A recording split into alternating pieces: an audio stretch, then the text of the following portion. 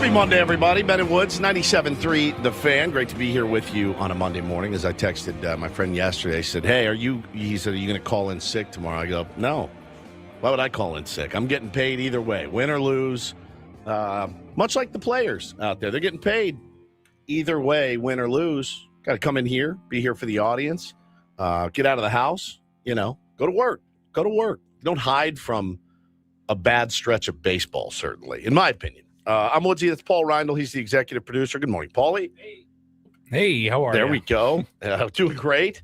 And Benjamin Higgins, your friendly neighborhood sports anchor. Benjamin, how are you? I'm good. I would, I'd sell body parts for a grap up at this point. Yeah. Whew. Yeah. Going to be 4 weeks tomorrow since we had a win Which to talk body about. part? Small one, probably, but toenail. Nobody's buying that thing. It's been Groundhog Day. I think Craig Stammen said it last week. Yes, last week. And We're here in we this are week again now. Yeah, they won on Saturday, but we don't get. I we hated don't get that wins win, by the way. Yeah. I know we don't complain about wins, but that was a horrible win. Horrible.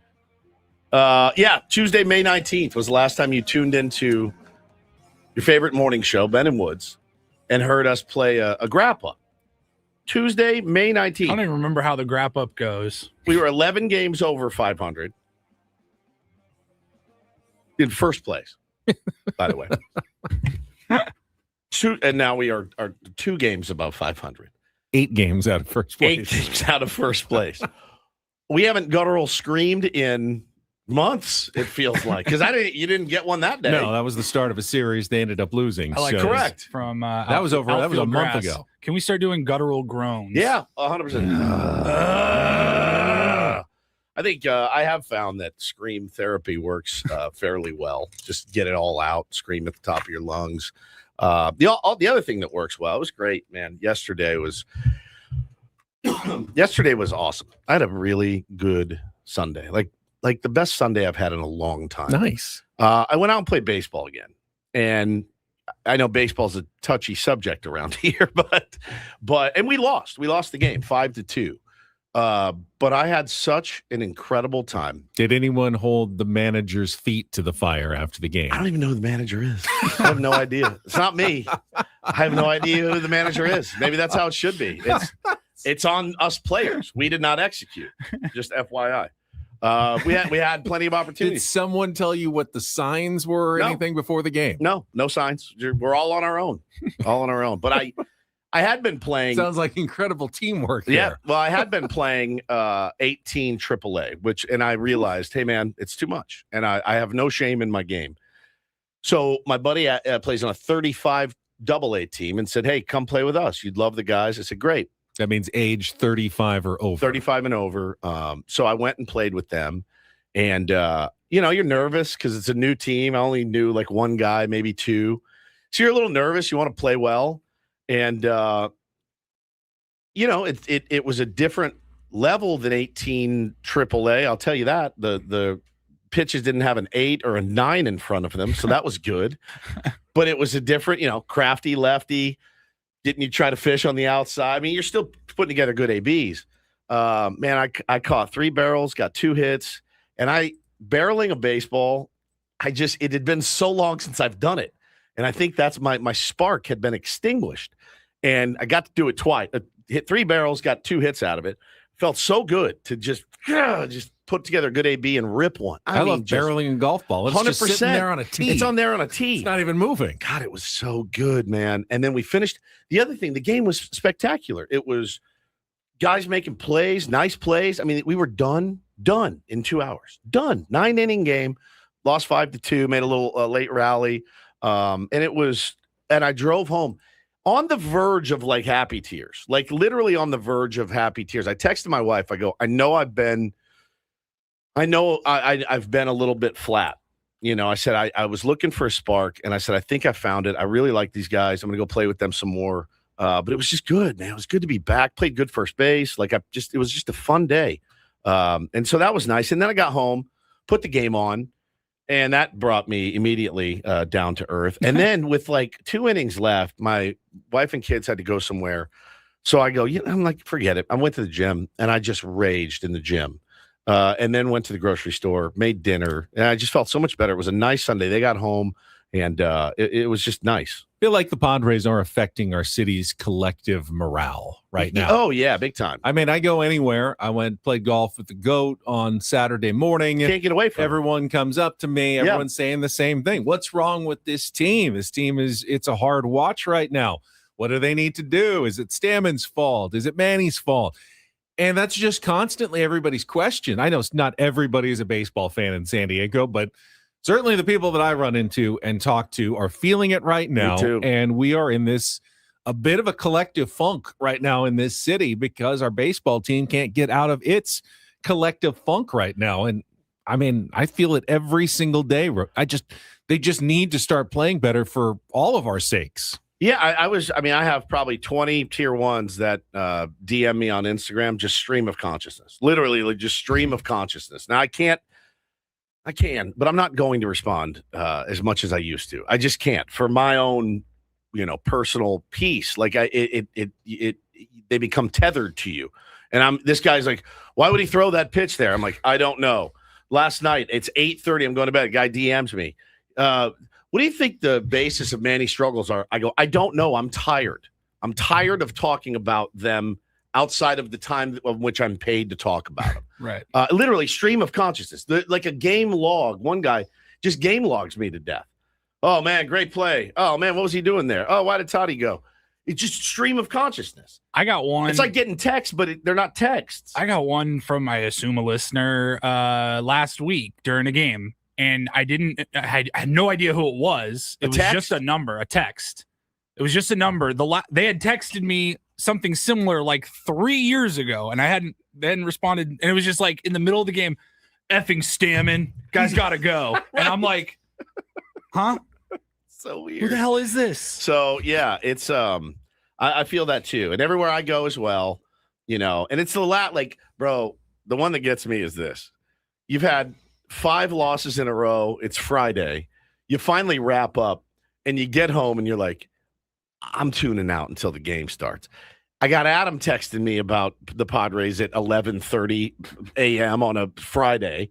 And then I got listeners texting me wanting to chit chat about it. I'm like, I just did 20 hours on these turds. You think I want to come home on a Friday, get in bed when it's supposed to be my fun alone time. And I gotta text you about the struggles of the offense. Forget it. We are serving as San Diego's collective sports therapists. Unfortunately, I'd like to tell you, I think a good therapist is going to tell you, just relax, everything's going to be okay. I don't text my therapist every time I'm upset. I don't text every time I'm like I pay a something. Therapist. I pay good money for my therapist. I pay a fortune in therapy bills. And I don't text them every time I'm upset or frustrated or got something going on. Hey, Megan just ignored me in a conversation. It's like the therapist would be like, hey, leave me alone. I'll see you in session. Hey, boundaries are being crossed, Paul. You cannot text me outside of work. We are in session. Now we're in session. This is session. Yeah, I mean, people were coming up to me on Friday night. I went to La Mesa. We had a Channel 10 community huddle. It was during the farmers market. Longest day ever. It was hopping down to La Mesa. La Mesa, you guys are, you turn out. And people were coming up to me, tier ones, obviously, to talk about the Padres. Had one tier one. We were set up right across from a vegan dessert stand. Husband and wife, tier ones. Okay. She's from Brazil, and they really wanted me to try their vegan desserts. I was a little nervous because I am not all about the vegan lifestyle. If they like told butter you and sugar, no sugar added, nothing other than sweetened with fruit. Agave or something. No gluten as well. I'm going, is there anything bad for me in this dessert at all? They said, well, there's sugar in the fruit. I go, great. Fruit sugar. Fruit sugar is the worst thing for me in this dessert. They said, here, we'll give you a piece of banana bread. We get banana bread, but there's no gluten in it. There's no sugar in it. There's no butter in it. How is this going to possibly be enjoyable? Wasn't half bad. All right, sweetened with dates and bananas. Wasn't half bad. It wasn't, the most unctuous, buttery piece of banana bread I've ever had, but it certainly wasn't unpleasant at all. I mean, I have no guilt whatsoever to eat a piece of bread, which was kind of nice. I wanted That's to not thank bread, them. though. That wasn't It's bread, not really bread, but yeah. So, but I do feel like we are serving as therapists. And my only advice that I can give you right now is,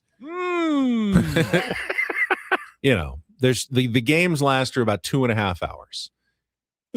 Go ahead, watch them, be a fan, be hopeful, but don't rest all your hopes and dreams on a turnaround or a win that day. Spend the other 21.5 hours of the day doing something hopefully you enjoy. Take some time out. Go whale watching, whatever it is, like Woods did over the weekend. I did. You can't just rely on your baseball team to provide you with your joy and satisfaction, because they're not doing it right now. And I don't know when and if they will start doing it at this point. It certainly seems that they won't. Be a fan. You're a Padres fan. I'm going to be a Padres fan. As you said, you like to say, Woods, it's the soup. We're going to eat the soup. Yeah. And I'm going to watch the games. And I'm going to still be hopeful that, one day, because one day they will start playing better. No one, even the Rockies, who lose 118 games, have like a good week or two. They're going to turn it around at some point. Will it matter? We don't will need it be a week soon or enough? two. Yeah, I mean, it may be a month and a half and long too late. They will start playing better. You can be hopeful, but don't let it just be the only thing that dictates your mood and your emotions, what your baseball team did that day. I highly recommend if they piss you off, go to the gym. It really helped me yesterday. It was the best workout I'd had in a gym in months. And it was great. And so, yeah, I'm with you. I have other things going on in life that make me very happy. And I'm going to watch the game. I'm going to tune in and hope for the best. I'd like to see, our guys playing a little bit better, a little bit smarter. Right. But right now, the vibes around that team, I said it this week, and they're in the crapper. And I'm going to be late to the party tonight. I'm going to be watching the NBA finals. Yeah. That has been so much more entertaining. Bro, it has been. And I've watched the last 4 or 5 minutes of each game. That it's starts great. At 5:30, 5:45, whatever. Like, I'm going to start there and then check in on the game later, because it's a good idea, Paulie, because Andrew Abbott is throwing against the Padres, and he might as well be Steve Carlton against the San Diego Padres. He absolutely owns this franchise. And why A.J. Preller hadn't traded for him just to get him no kidding. away from pitching against you is beyond me. Trade for everybody else. Don't trade for Andrew Abbott. Could have given away Bergert and Kolek for him. Then I would have said, fine, 2 for 1. As long as he doesn't have to pitch against us anymore. He's nasty. And you got him tonight. So it doesn't bode well for your San Diego Padres right now. But Sean Manaea isn't nasty. Dude, correct. Oh, my God. The Mets are not a good team. The Mets are not a good team. So we'll talk about all of it. Yes, you're absolutely going to hear us weigh in on Manny Machado and his analytical thoughts. We will weigh in on Fernando Tatis Jr. and his boneheaded base running. Again, like we'll weigh in on Smiley Craig Stammen. It's starting to ruffle some feathers, and the boomer in me he is screaming out. He is trying to get out right now, and I might let the incredible boomer out today a little bit, because it's not good right now. But you mentioned I did go whale watching on Saturday. Now I was so curious to find out, how many whales did you see? Because I question whether it was too late in the season to run into any whales. No, it's actually not too late in the season. So you saw a bunch of whales. I didn't see any whales. You didn't see any whales. No. You went out on the ocean for a couple of hours. 3 hours. Yep. A 3-hour tour. Yep. And you saw 0 whales on your whale watching trip. Correct. 0. Now, Captain Rick, it's not Captain Ron, it's Captain Rick. He told us in December. There's never a Captain Ron? It's Captain Rick. It was Captain Rick all the time. No, because you told us on Rick, Friday it was Captain Rick. It was Captain Rick. And he should be treated with respect, like remembering his name. He said he was the best at finding whales. He's like the best on the planet, in my opinion. Now, we saw before, what are the smaller whales? Blue whales? No, and the blue whales are huge. Okay, what's the smaller one? Humpback? No, those are sperm big. whales, maybe. You're such a pervert. God, Every time he gets an opportunity, your mind is diseased. Gross. It's sexually diseased.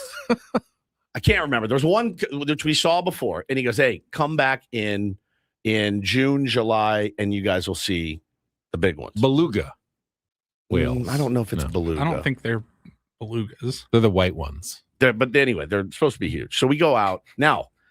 I walked outside that morning and I went, okay, it's like a little chilly, but we're going to get out there and then the sun's going to come out for sure. What? We're in June in San Diego. For sure. The sun is going to, the sun is going to break. So I had at the same time the Padres scored 14 runs. So I had you were on the ocean. You weren't in Anza Borrego. Oh yeah, I wasn't in La Mesa. I thought to myself, like an idiot, just wear your thin hoodie. So I did. I wore a thin hoodie and joggers and whatever. We get out there. I'm like, oh, well, I messed up. I'm frozen solid as we are going 60 miles an hour out to look for whales. And I'm huddled. I'm like, have Bo next to me for like warmth. And I'm like, oh my God. I got the hoodie up. I'm freezing cold. And I'm just keep looking at my watch. Deadliest catch, San Diego. So we started at 8:30. And I did the thing where I'm like, don't look at your watch. It has to have been 40 minutes. It has to have been because I'm frozen from the toes up. 8:37. I'm like, oh my God, dude, we're going to be here 3 more hours.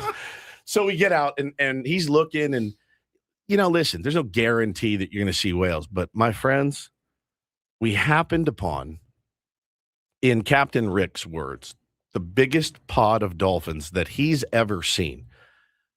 Okay, that's cool. My guesstimation, no BS, 360 degrees around the boat at one time in various distances that you can still see, with between 500 and 600 dolphins. Wow. You would look to the left and you'd see one come 10 feet out of the air and splash. You'd look to the right, you'd see them right by the boat. We went up to the front. What's the front? The bow or the stern? The bow. Went up to the bow, leaned over. There's 40 dolphins swimming with us. They're jumping out there. It was. Which one's the poop deck? It was miraculous. It truly was like. Did you lean off miracle. the front of Hannah hold you so you could go, I'm the king of the world? No. All right, just checking. So it was incredible. It was like a miracle. And it just was so beautiful. I will say that I might rather see dolphins than whales. Can we go dolphin watching? So, well, we'd probably see whales then. But the thing is like, he felt bad. He felt bad after. And I go, dude, that experience of seeing those dolphins was like the coolest thing I've ever seen. My kids loved it. We sprinkled some of my father-in-law's ashes out there with the dolphins. It was really, it was awesome. I didn't feel cheated or shortchanged at all. You see that many dolphins, I've been plenty of places where I've seen a couple of dolphins, maybe 3 or 4. We were surrounded by them. They were playing with us. It was incredible. So that was so much fun. It was so much fun. And the kids were awesome. We went to Point Loma Seafood after. It was really good. It was great. Seafood. Had some chowder. It's fantastic. We're going there soon. It's fantastic. Yeah. Fried shrimp is ungodly good. So yeah, it was great. We had a great weekend. I had a fancy meal on Saturday. I took a little break from Padres baseball and I drove up. My buddy Scott, who I just went to Bandon Dunes with a month ago, he went to the U.S. Women's Open on Saturday at Riviera. Golf. Yeah, and he had reservations at this steakhouse called Gwen up in L.A. And I said, well, you know what? I'm not doing anything. I'm going to come up and have a Michelin star dinner with you at a fancy Los Angeles restaurant, which you walk in and it's one of the celebrity chefs, Curtis Stone. He's Australian. And there are big, giant glass cases like all over. They like age their own meats. So you see like hanging like sides of beef through the window. So you're in for a good steak experience, and had absolutely delicious steak, really tasty meal. I wouldn't say it was like one of the best dinners I've ever had. I'm not saying really, you rush out and go get it, but the steak was really good. They said, they wanted you to share everything, but the portions were like tiny, really small. And I'm going like that. How do I share 3 tortellini? Here, you get a half a bite, and then I get mushroom half a tortellini appetizer. Like and they're small and they're just little, and it's like that's like a half a bite for all of us. That's not much. So, but I had to brave the traffic. LA traffic is just awful. It's a nightmare. I mean, even on Saturday, you think on Saturday, people aren't going to work or anything. No. It shouldn't be that bad. I expected a little traffic. It is still bumper to bumper. Everywhere. And I go, what is it like on a Wednesday when people are trying to get home from work in this place? Because Saturday at like 3 p.m., it is bumper to bumper. I'm going, Where are you all going right now in Los Angeles? It is a nightmare up there. Who paid? He paid. Of course he paid. Of course he did. What's the tally on yours and Scott's meals? Because he's like, he pays for a lot of them. I paid for Bandon. The whole thing? Yeah, pretty much. Okay, Yeah. that's fair. That's fair. That's fair. That reimburses him for like one dinner. So you will drive for. I wouldn't drive to a restaurant in LA if you put a gun to my head. I was having some second thoughts when I was sitting there. I bet you were. I would have. The 10-101 interchange up by downtown Los Angeles and going, oh my goodness gracious. What did I do? All this for this guy will drive. The lengths at which he will go to get a free fancy meal is I didn't incredible. have anything to do. It was either sit there and watch a Padres game, which happened to be the one they won, of course. So right. I didn't really see much of that one. I watched the end as they pulled out. Mason Miller got the final strikeout, and they missed Fermin's home run though to go ahead. But I just thought I needed. I'll tell you, at one point in the game, we had the hockey game on our phone when it went to double overtime. I was watching we hockey were watching too. that from our seats. It was so boring. Everybody put in the chat, if you're in the chat, things you'd rather do than watch the San Diego Padres right now. Somebody said I'd rather go to the DMV. I'm with you. I would too. I'm dreading 640 tonight. And that's such a bad way to feel on June 8th. I'm dreading it because I know the season can turn around at the drop of a hat, but I really thought Freddie Fermin hitting a home run would do it. I really did. I thought Freddie Fermin hitting a homer and getting the chance to face soft tossing Sean Manaea yesterday would really turn the tides. And you could win a series, come in happy and feel like, all right, maybe it's turned around, take 2 or 3 from the Reds. You could talk yourself into anything. But now, turd. We'll talk about it, but I feel worse now than I pretty much have all season, even though they won the one game. Now, we all year long, we have said, if Manny and Tatis and Merrill can just play average offensive baseball, this team's going to be just fine. I mean, they're doing okay even without those guys. Now I feel like even if those guys get going, the Padres still need more. I mean, bro, 100%. They're now much further away than they were at the beginning of the season. They need those guys to get going. They need the bottom of the order not to be great, but not to be completely awful like they've been. And they need to start playing sharper, smarter baseball because that has dropped off over the last week and a half as well. And they're getting less healthy. I mean, we got the news about Ramon Laureano on Friday night, going to be out for the season. That's pretty devastating. I was counting on Ramon Laureano to come back and, be Ramon Laureano at some point. He's not coming back at all, maybe at the end of September. I mean, this is fairly dire at this point for your San Diego Padres. Yeah, exactly. And Jace Bowen, Samad Taylor, listen, fine game yesterday by Samad, but it's looks like it's looked for a while. It looks like it looked 10 years ago, but way more expensive in all facets. Yeah. My wife asked me, do you want to take the kids Wednesday after the first day of school? I go, no, I don't. The last day of school. I'm sorry. Yeah. I said, no, not right now. I said, you know what I said? I said, Ellie De La Cruz isn't playing. So no, I'm not interested. You got to make it worth my while again.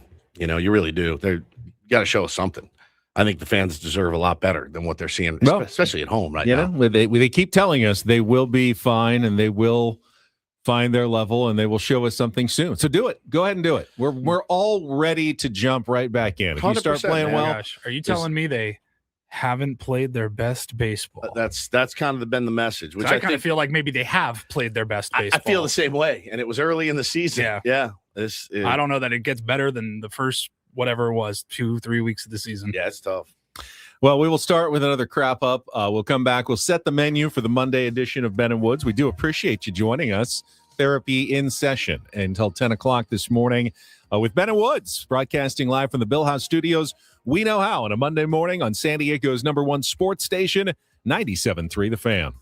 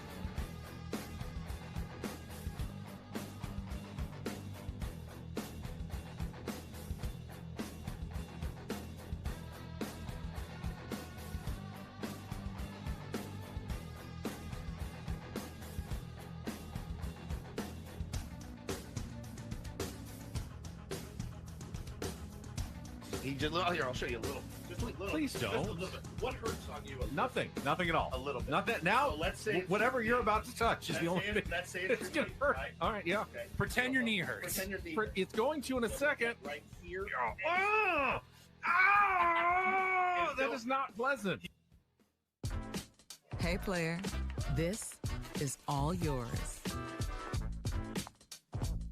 This room with this view. This speakeasy with this cocktail. Hey, could you make that too? The spa with this. Ah. And this pool on this roof. This is all for you. The all-new Hamul Casino Resort, now open.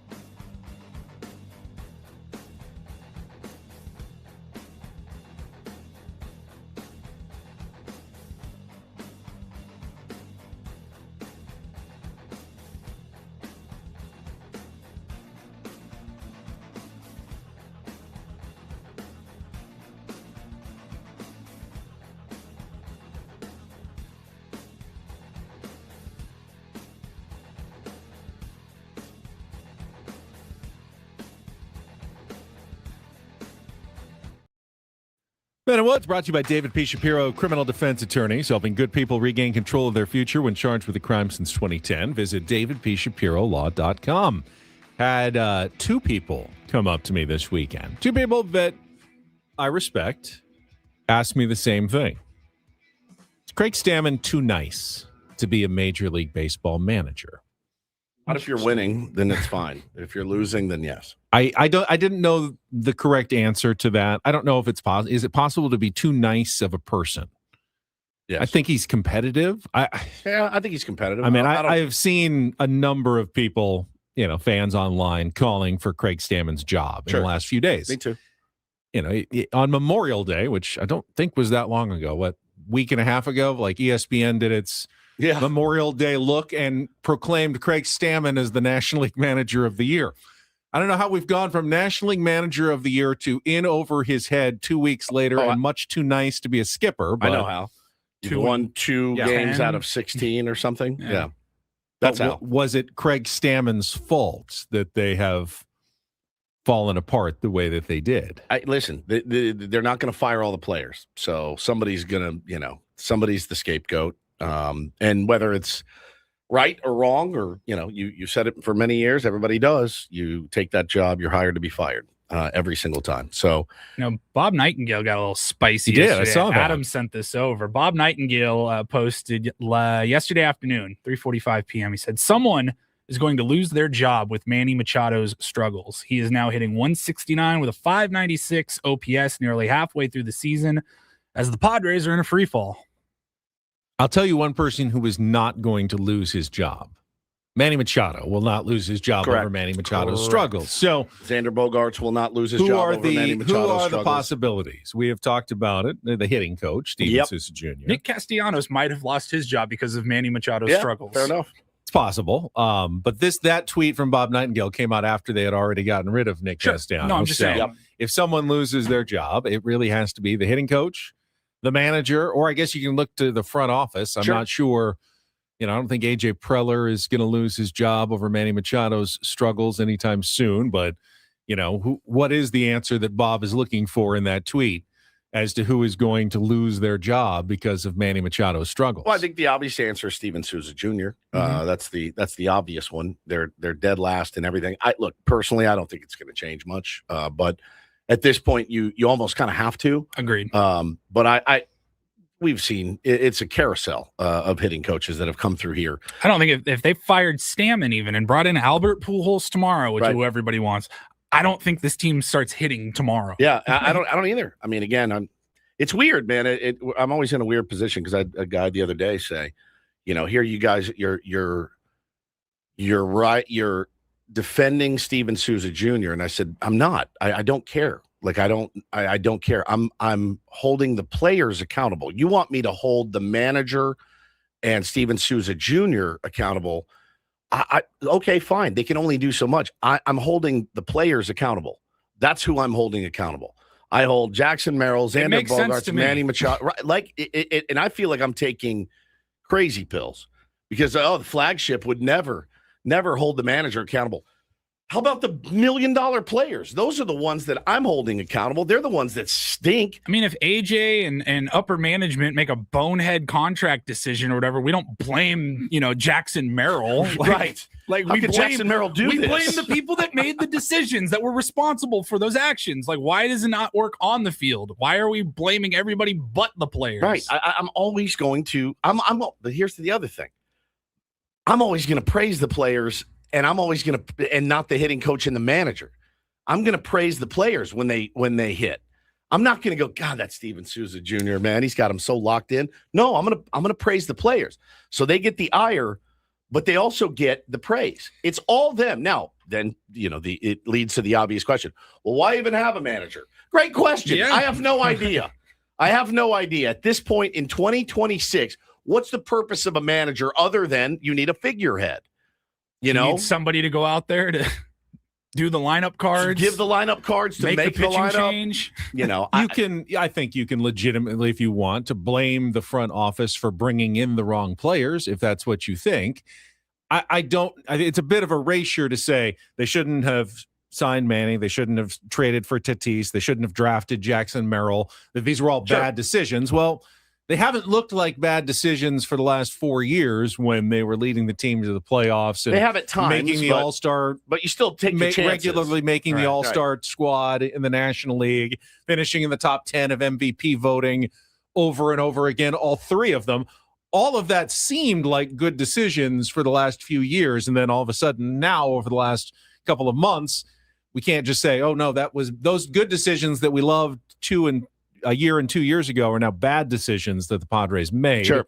But, you also do have to forecast the future for players. And right now, the future is not looking certainly great for Manny Machado. Right. Jackson Merrill, I don't know. I mean, did we all miss on Jackson Merrill, or is he just in a slump and is going to be the good all-star type player that we all thought he was going to be when the Padres signed him to an extension? I don't know the answer to those questions. Ray says, yeah, but we praise Ruben. Right. And we talked about this with Eno late in the show on Friday, and he explained it pretty well. The hitting is so reactionary, and the guy with the ball, if you make, minor tweak, I don't think Steven Souza, hey, Manny, just get your elbow up a little bit and you'll start, again, I don't put it on him. And Manny actually lent us a lot of insight into maybe what he's going through right now with his comments about analytics, which we'll talk about. It's funny, if Yuki comes in and serves it up, nobody's like, effing Niebla doesn't know what he's talking about. They got to fire Niebla. You know what I mean? Like, he's got good favor with this fan base. I get it. He does. Much more proven track record. Well, and again, he's turned a lot of guys. And helped improve their career. I can't remember the last Padre that gave his batting title trophy to a hitting coach from here, because I don't know that it's ever happened. Right? But I'm pretty sure Tony Gwynn was his own hitting coach. Right? I mean, he had Merv Retman for a while, but I'm pretty sure Tony Gwynn took it upon himself. And when Tony had an 0 for 4, which didn't come regularly, I'm sure he was like, way to go, Merv. I don't remember that ever happening. D-head. No, it's on these players. So again, how come fire who you want? I couldn't care less. I could not care less. Fire who you want to fire. Guys having bad offensive seasons, and everyone wants to fire Stammen or Souza, but nobody. Yeah, I don't see anyone going, hey, Michael King hasn't been pitching very well. Fire Ruben. Right. Fire Ruben. Like, what is Randy Vasquez doing? I think there's season? A track record. Fire Ruben. It's funny though, because how come Griffin Canning's not shoving it every time he goes out there? Ruben's got a track record, and with Ruben, it's like, well, you can only do so much with the payroll you're given. I would love to see what Ruben could do with a Glasnow, Yamamoto, Ohtani, Snell, blah blah blah. Even a Pavetta and a Musgrove. Even a Pavetta and a Musgrove. Yeah. Ben could manage that rotation. But with the flip side of that coin is, hey man, here's a $40 million player. Here's a $28 million player. Here's a $15 million player. Here's another $30 million player. Why are these guys all having career worst seasons? If it's Steven Souza Jr. that's got to go, I think at this point, if he's not helping you, would it hurt if he left? I don't think it would. But the thing is, with this offense, really, like they've said it and they say it all the time. There's nowhere to go but up. You're right. You're dead last in almost every category. Almost every category in baseball offensively. Tommy in the chat says pitching has also, for the most part, kept us in every game. Can't do much if we don't score. I agree with that. I think if you look at the collective, pitching has still been better than we kind of expected, especially given the injuries. Yeah. That even though it hasn't been awesome, it's, given with what he's had to work with, Padres pitching has been fine. If they were scoring 5 runs a game, they wouldn't be winning all of them. They would have lost yesterday. They gave up 7. But those games where they lose 3-0 and 3-2, like if you are scoring, you are winning a lot of those games with the pitching staff that you have. You're asking this pitching staff to do the impossible. Pretty much. You can give up 0 or 1 run every game, and that's it. I mean, this is, I think, why the pitching staff has started to scuffle a little bit more.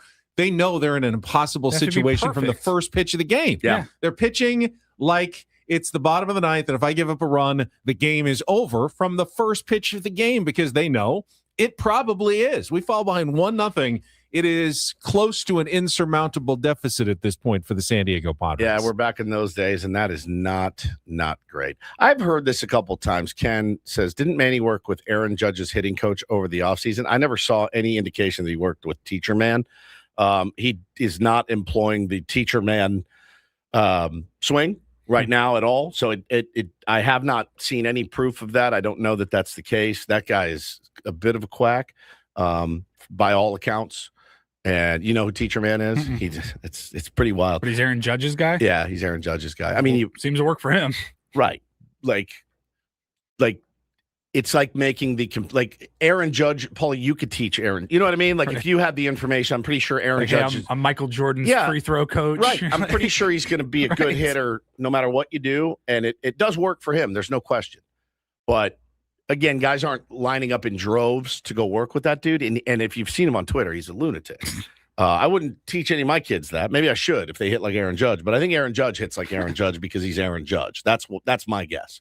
I would also guess, I don't know really anything about Teacher Man, I assume he works with other players as well who don't end up as good as Aaron Judge. Yes, correct. And a I think small amount of any hitting coach that worked with Aaron Judge is going to look like a really smart hitting coach. Maybe that's the key to being a good hitting coach. Just find the good really hitters good and hitters work with them as opposed to the bad ones. But again, I've seen that mentioned on a couple of threads, and I'm like, I didn't know that, number one, and I didn't see any indication that was true. And it's the complete.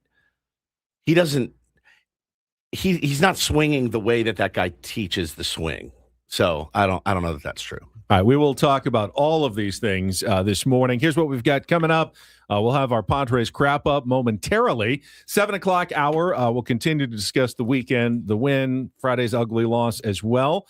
Plus, we've got Don't Do This. Craig Elston will join us from the Padres Hot Tub Podcast at 7:35. It is also World Cup week. First games of the tournament are on Thursday, so we can talk a little soccer with Craig as well. In our 8 o'clock hour, I've got 4 brand new Take on Woods categories for you this week and a chance to qualify for the staycation at the Town and Country in Mission Valley. And then at 8:35, Dennis Lynn, our Linsider from The Athletic, he was there for Manny's diatribe against analytics, and we can get his thoughts on what Manny had to say, the moves the Padres made over the weekend, including placing Ramon Laureano on the injured list, likely for the rest of the season due to a torn labrum in his hip. And sounds like he'd been playing through it for quite some time. Yep. And it just became too much to bear from Ramon Laureano, and he elected to have the surgery, which unfortunately that's it for his Padres tenure. He's a free agent at the end of the season. So didn't get what you wanted out of Ramon Laureano coming back this season, unfortunately. Tough, man. 9 o'clock hour, we've got our Rindle Report, our MLB Reach Around, and we got a couple of giveaways today, including Padres Mets tickets for tomorrow's Bogey Goes Boom bobblehead day, and KSON, we've got their Country Fest, NASCAR Country Fest tickets to give away as well. So we'll do that through the course of the program. First, though, let's check traffic, and then we'll come back with yet another wrap up. Unreal. It's unreal. Like, the only good news for you listening is that we don't have to play nine straight. It's a shame. It's a shame. It's a shame. It's a shame. It's a shame. They're technically only on a 1-game losing streak. This will complete 3 full weeks, though, of nothing but crap ups on the Ben and Wood Show. Coming up next here on 97.3 The Fan. From the 855 Get Ross Traffic Center. Injured? Demand justice. Demand Jurowitz. 855GetRoss.com. Getting into San Diego on the 5 northbound traffic, a bit sluggish in spots between the 54 and the 15. The 15 heading southbound, a little bit slow between the 8 and the 805. I'm Sam Tidrick, Odyssey San Diego traffic. It's a shame if they lose. You got a problem. How did things play out in yesterday's game? Supremely stupid. It's time for the Padres crap up with Ben and Woods. Brought to you by Hamul Casino Resort. Hey, player, here's something to cheer you up. The rooftop pool's open, day passes are available, and the spa is calling your name. Hamul Casino Resort, the player's place. We'll give it 16 minutes of salt, and then we'll, get back on the pump and figure it out. This game has got to come to an end. Vasquez delivers, and a ground ball to the right side. That'll get a run home. Tatis fields it, throws to first in time. Bench crosses the plate, and on Soto's RBI ground out, the Mets take a 1-0 lead. Bichette advances to third. Vasquez delivers. Simeon swings, hits it in the air deep to left field. Taylor is back. He is at the wall. He will look, and it's going to go. Second straight game with a home run for Marcus Simeon. And the Mets add on. It's 2-0 here in the second. A 1-2 pitch is swung on, lined into center field. Merrill charging in, not going to get there. It drops down. Everybody had to wait and see if it would be caught, so they'll all advance one station. Bench comes in to score. It's an RBI single for Young. The Met lead is 3-0. The bases are still loaded, and there's still nobody out. Swings at the first pitch, hammers it in the air, deep to left field. Melendez is back. How about another Freddie Fermin? 2 days in a row. The Ferminator, a 2-run home run. And the Met lead is cut in half. It's 4-2. Matsui delivers, and that is sent in the air, high and deep to right center field. Merrill and Bowen are back at the wall. Bowen leaps, and it's gone, a home run. Off the top of the wall and over the fence, a home run here in the 6th inning. 4th of the year for Melendez, and the Mets get one back. It's 5-2. Bench steps into this one, sends it in the air to very deep right field. Bowen is back. He leaps at the wall, and this one off the top of the fence and over the wall, a home run. Second of the inning for the Mets. Bench now 4 for 4, And New York gets both runs back. 6-2 here in the 6th. 2-2. Here's the pitch. Fernando swings and misses at the changeup. Strike 3, and the ball game is over. Padres get 1 in the 9th, thanks, of course, to Freddie Fermin. But the Mets have come to town. They take 2 out of 3, and the final score here today, 7-3. Teams go as their superstars go. What do you make of what your big four have produced so far to date? Yeah, they're just struggling, and thankfully it's still June and we've got a lot of season left. And I think, when you're a superstar, it means you've been very consistent over the course of your career. And it's always a shock when you're not as consistent as you've always been, for them personally and for everybody that expects a lot out of them. But I know they expect more out of it than anybody else. They're the ones, trying their hardest, and they're, hanging their heads right now. But we got to lift them up and know that better days are ahead. Where are you guys at in your search for answers for them, given that it is 2 months in? Well, we haven't found them yet. That's where the search is, and we're going to keep looking for it. The good thing is we have very talented players that we're working with and that they can make adjustments. They're elite at adjustment. We're just in search of that, that answer that you said that we're looking for. I think the answer is we got great players and they're just going to be just fine. I always put myself in the shoes of if I was struggling really badly in my job, would I want that kind of manager? I think the answer is yes. I think unquestionably, if I was struggling, mentally, physically, whatever, would I want that kind of leader to be my leader? I think the answer is yes, for me personally.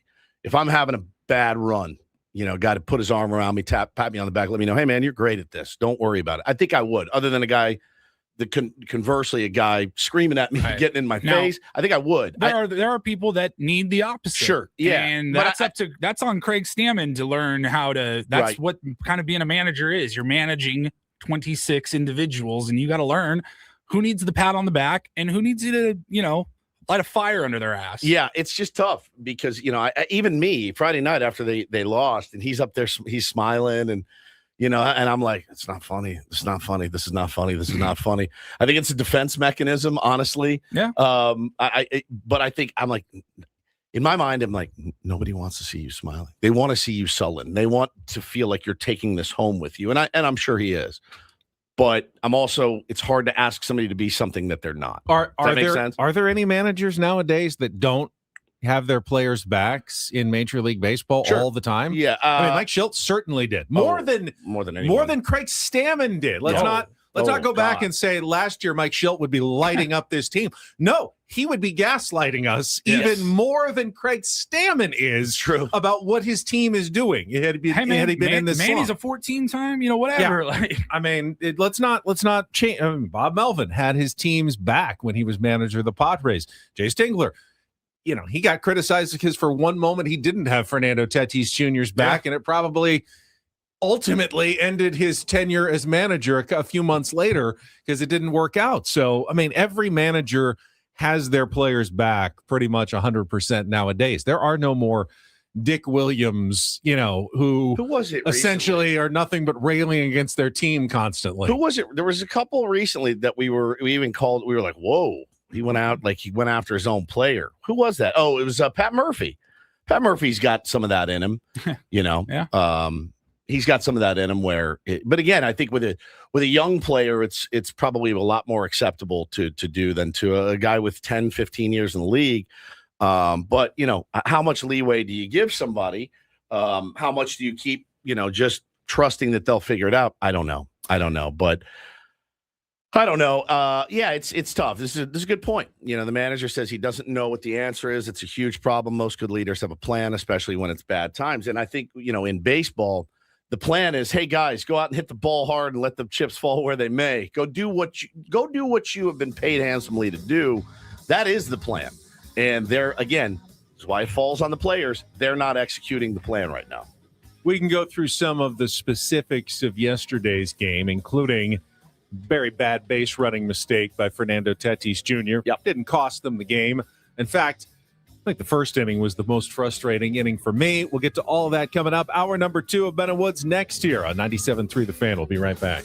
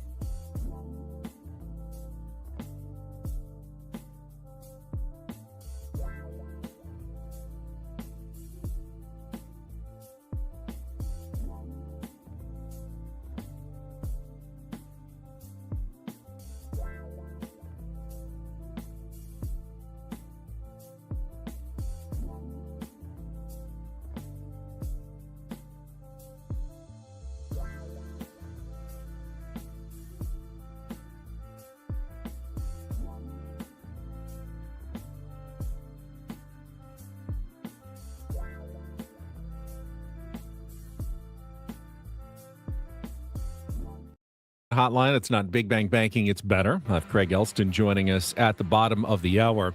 Yeah, the first inning, very frustrating. I mean, if you're a Mets fan, you were probably frustrated after Carson Benj singled and Bo Bichette doubled off Randy Vasquez to begin the game. You only got the one run in the inning on a Juan Soto ground out. You felt like, Randy Vasquez, Strandy got out of it without too much damage.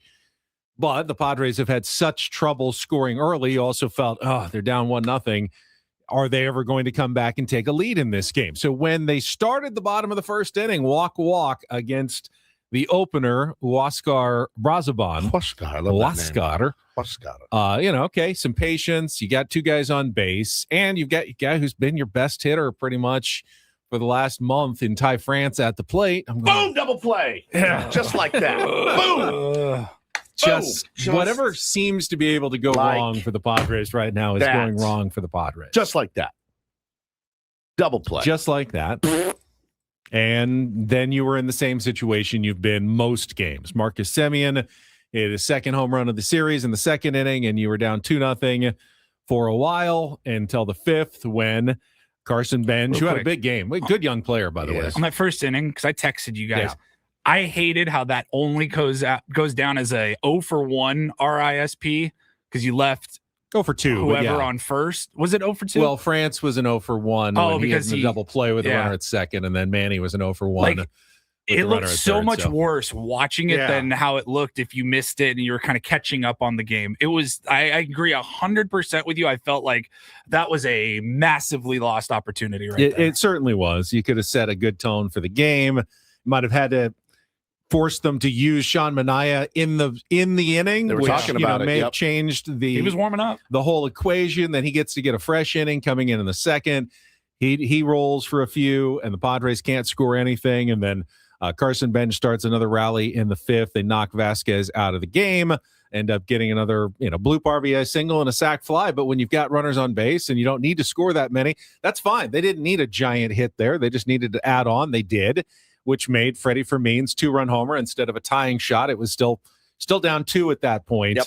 And, of course, Yuki Matsui came right back and gave up the home runs to Melendez and Benj. That's when my 8-year-old, we were watching the game. That's as soon as that ball cleared the fence, he walked out of the room in disgust, and he goes, "We suck," and just stopped watching. That was it. He's 8 years old. Bo knows ball. It was the home run from Yuki to Benj. That's it. That's I'm what out. broke him. That's what broke him. Not going to blame Yuki Matsui. I mean, he's been fine. Got a 1.45 ERA this year. For the last guy in your bullpen, he's been absolutely very serviceable. No, he did a great job yesterday. Yesterday was not his best effort. But, everyone's going to give up some runs at some point. Right. You got to look at the whole. Yuki Matsui's had a very good season so far. Okay. That makes me feel better. But the offense is the problem. Yeah. It's not the pitching. It's the offense that is the major issue for your San Diego Padres, and it continues to be so. I don't think anybody on this team is worthy of escaping blame for anything, really, at this point. I think we're past the point of, well, it's not his fault. It's not his fault. It's all their faults collectively. It's hard to give anybody a pass for anything that they do. Until they figure out a way to win, more than a game every 10 days or so. It's just tough watch.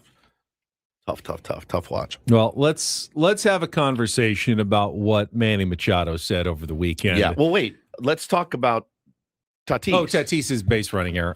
It's the how much there is to say about it. Seventh time. Again, Craig said in the post game, No, we've talked to him about it. We're talking about good times to go and good times not to go. And Ben, all of you guys listening, that's one.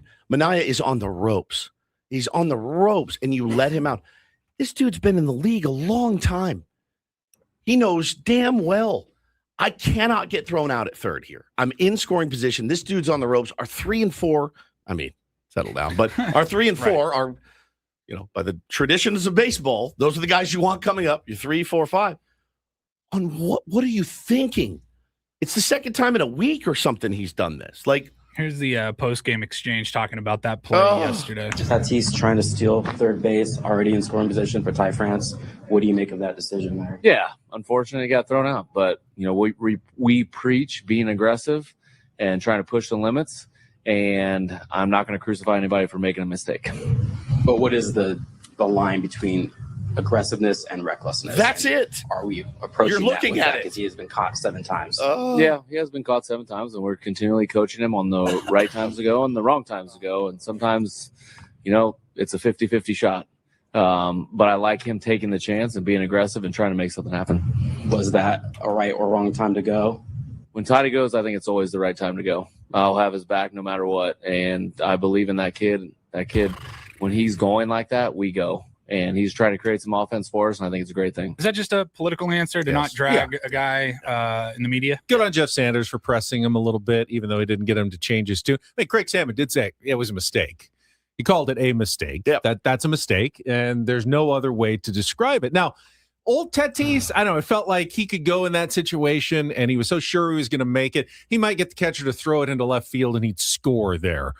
And maybe it's not, but it's just not worth the risk. It just isn't. Even with and again, even with as bad as the Padres have been with runners in scoring position lately, there just isn't a lot of benefit to risk anything to go to third base with 2 outs, and that's in that spot. It is like you're scoring either way. It's such a minuscule. I promise you, the coaching staff didn't tell him to steal. No, the steal was not on. But there was 2 outs, right? You can put you can put a red light. I know they all have the green light, but you can put a red light.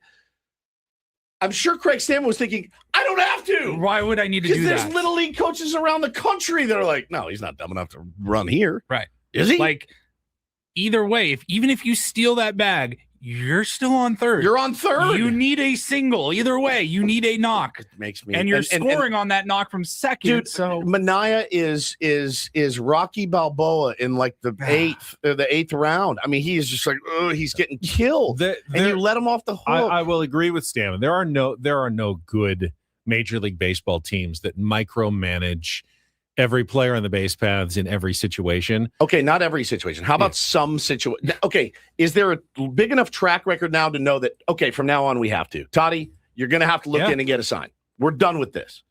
That's absolutely acceptable in early June to say, hey, we're going to have to put the restrictor plates on the Red Dragon. It's got to happen. I'm sorry. You did this to yourself. So 7's a lot. To get caught stealing 7 times in the first 2+ months of the season is a lot. It's a lot. He has not been a good base runner this year. They were horrible at base running. That's almost one a week. Sungmoon Song on Friday night. I mean, I wanted to die. The pump fake, he bought it. Oh, that was Saturday. Was it Saturday? It was Saturday. Saturday.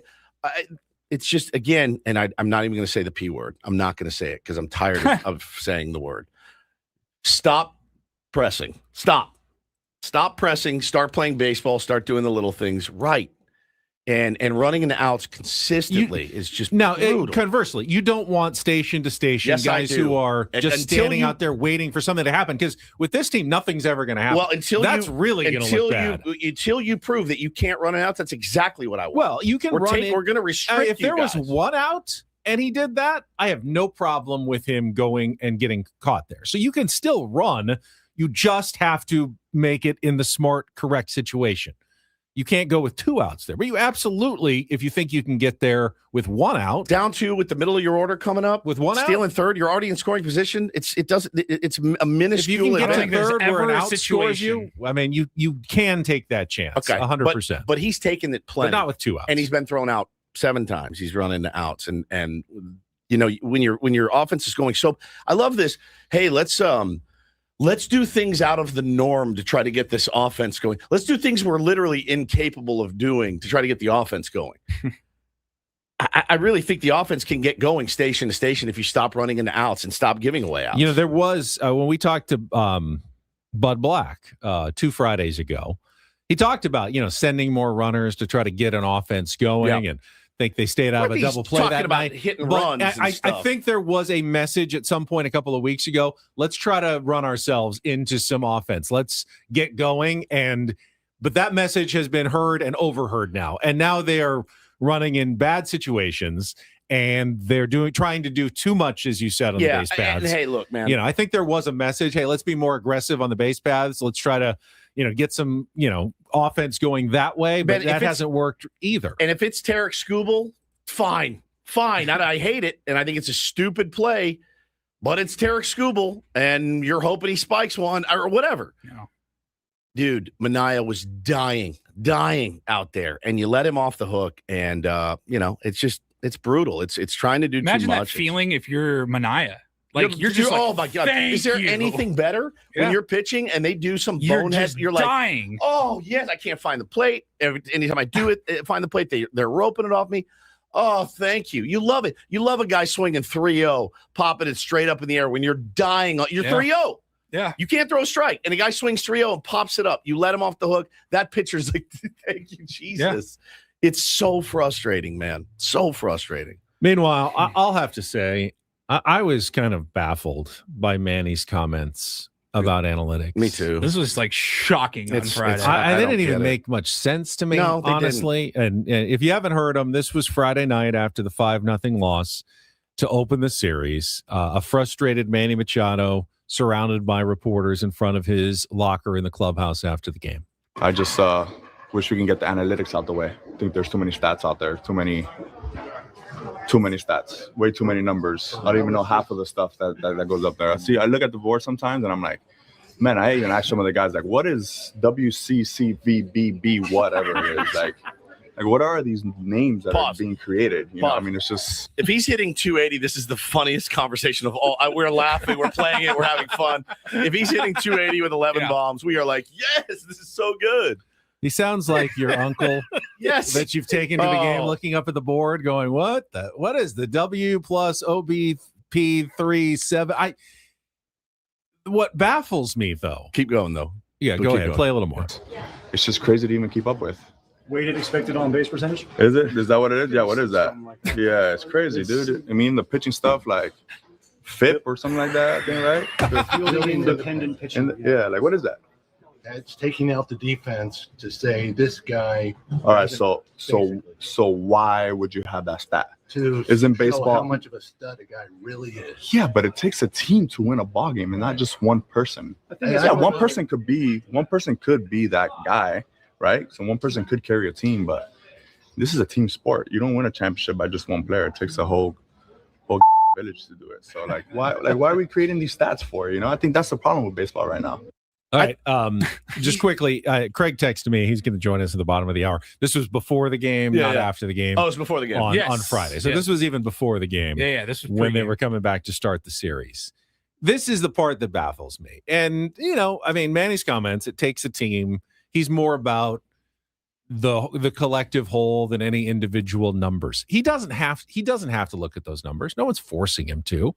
The Padres, what baffles me, the Padres are generally considered one of the least analytical teams in baseball. Not that they don't do it. Their front office certainly has analytics guys, looks into the numbers, and will provide anything that players need. But A.J. Preller is a scout at heart. He is a scouting-driven general manager, much less relying on numbers as, other organizations like a Craig Breslow with the Red Sox.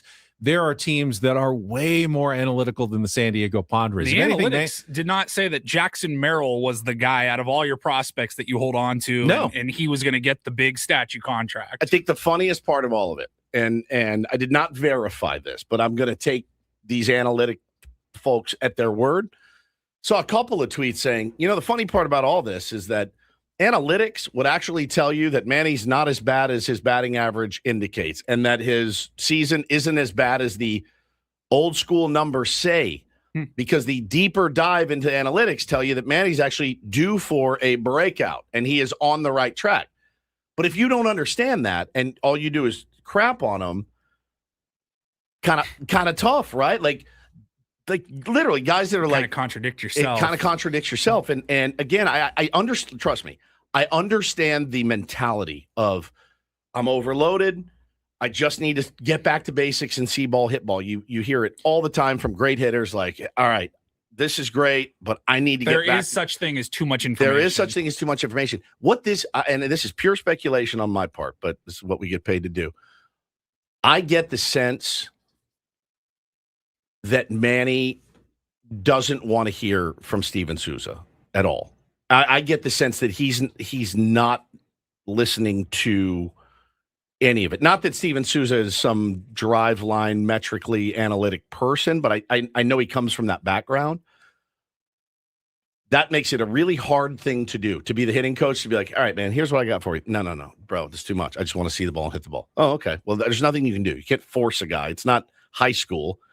All right, everybody in. We're going to do an hour on analytics. It just doesn't work that way. You're a nerd too. If you're not bought in, then you're out, right? If you're not bought into the information, then okay, then you're on your own. And it seems like he's on his own. Now, I don't think Manny really needs to know what FIP means. I don't really care. He doesn't really need to know what FIP means. None of the players do. No. What the agents the players, do. The agents need to know. But what players need to know is anything that the analytics can tell them that might give them an edge. What the opposing pitcher's FIP is not going to give him an edge. No. But there is absolutely important data that can be given to Manny Machado about tendencies and what he's doing, in particular. Like, hey, have you noticed, things changes, like launch angle changes, like clearly that's showing something's different in your swing or your approach, your attack angle. You can learn things that way. What I didn't like about the comments in particular is it created this narrative that the Padres are overloading their players with analytics. And if they would just stop doing that, everything would be fine. I think nothing could be further from the truth. I mean, we don't know, but if anything, I think the Padres give their players less than most other teams do analytically. And Manny would be even more unhappy in another organization that is truly analytics driven compared to what the San Diego Padres are doing, which is just, kind of the basic, let's see what we can get from these numbers. And if we can help our players, we will. But I don't think they're jammed down the throats of players the way Manny implied in those comments that, every player is getting this giant, data book every single game of, what they from every player. I don't think that that's how it works with the Padres. I mean, Casti, when he was here, and I think he hit 191 in his Padres tenure, was like, no, we're getting the right information. And the only thing I would say, Casti would know because he comes from the Philadelphia Phillies, who have Kevin Long. He's been there forever. Now their offense isn't great. They go through waves, but Kevin Long is a long tenured guy. So he knows what the right information is. How do you apply it? You have to want to apply it. Preston Mattingly too. He was like the whiz kid analytics guy. He's up in the front office now. No, but years ago when Casti was there. Sure. But I think you have to want to learn them. You have to want to embrace them and to understand maybe this is why my season isn't going so well. And actually, well, if I'm looking at this, my hard hit percentage and I'm actually due for some positive. Sure, but you don't have to learn any of it. You just have to listen to your coach and say, hey, we analyze truckloads of data and we think you just need to make this tiny adjustment. That can be very helpful analytically. You don't need to know what the truckloads of data are, but you would like someone who's at least looking into it for you, right? I mean, if we can have someone who could help us make our show better, that is crunching a bunch of numbers and gives us a couple of then small tips like, hey, if you could just, if you would break at this time a little bit earlier, you crush it. You do better in the ratings. Like, I would love that. No, I want to see the clock and hit the clock. That's what I want to do. No, I don't know. It's just here's what it boils down to is this. It's just a bad look. It's just a bad look. It's a bad soundbite from a guy that's not performing. And that's the toughest part is like, again, nobody wants to hear that from you. Right. I was talking to Hannah about it this morning. She goes, well, what could he have said different? So you asked me, Ben. I don't know. What was the question originally? I don't even know what the question was originally. No idea. I think he just kind of did it unsolicited. Wish we can get the analytics out the way. Okay. There really was no question. So, but ask me the question. Yeah, Manny, what do you think about the analytics in baseball right now? At this point, the way I'm going, I am willing to try anything and everything. I'm gonna recommit to trying to figure out what's wrong with my swing. I feel good some days I don't. But I'm working my ass off, and I'm gonna learn. I want to learn as much as I can about hitting. I know it's harder now because he did say, it used to be 91, 92, now it's 96, 97, and you have to adjust. I'm gonna stick my head down. I got to figure this thing out. Bregman did it yesterday. He has not been good for the Cubs, and he said it yesterday. I was terrible. I was 0 for 5. I've been terrible with runners in scoring position. Nobody wants to hear you inexplicably bring up analytics. It's like It's as moronic as saying something like, I don't like the new technology of these bats. Like, bro, it's not the arrow, it's the Indian. You know what I'm saying? And I know this is going to sound kind of crazy. I don't think Manny was doing it to make excuses. I don't either. I don't think he's an excuse maker. I don't think so either. I'm not saying it's an excuse, but I'm just saying it's such a bad soundbite. Yeah. It's such a bad comment. We want unnecessary. Could have been avoided. Yeah, it's funny too. You'd think. I mean, I have people, friends of mine in the industry, in different areas of the industry of Major League Baseball, and I'm not Johnny Analytics by any stretch.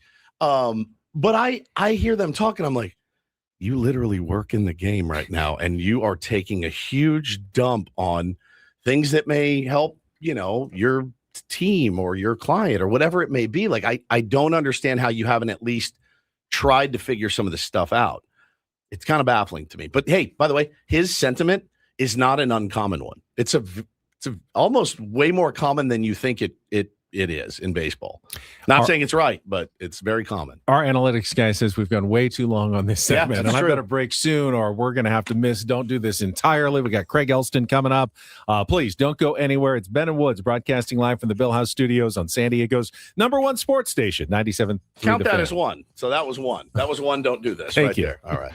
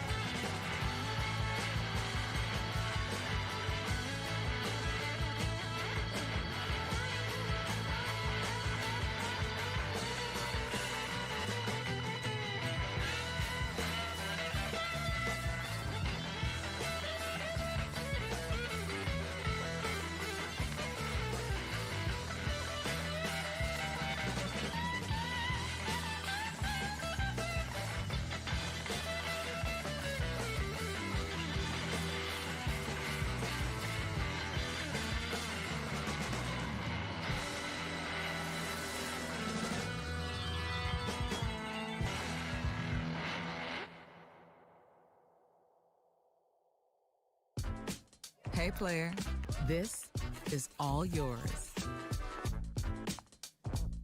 This room with this view. This speakeasy with this cocktail. Hey, could you make that too? The spa with this. Ah. And this pool on this roof. This is all for you. The all-new Hamul Casino Resort, now open.